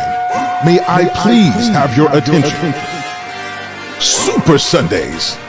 Yeah, baby. We're back at it again. Let's get it. Let's get it. Let's get it. Let's get it. What's up, everybody, and welcome to another edition of Sir HALE Speaks Super Sundays. I'm glad that you're here. I wanted to take a moment to tell you guys how much I appreciate you. We've been doing these shows for months now, and you guys have been showing up consistently as we take on and we tackle different challenges and different topics. So I appreciate it. But here's what we're trying to do going forward. We want to grow this audience to people who need to hear content like this. And so we need your help. How can you help us? That's a fantastic question. Be sure to make sure you hit that like button. Be sure to subscribe and make sure you hit that notification bell for all of the content that we have, particularly Super Sundays. All right, guys, sit back, relax, enjoy. Make sure you invite somebody to Sir HALE Speaks Super Sundays. We're getting ready to go in. We're going to have a good time. Happy Sunday, everybody. Let's get to the show.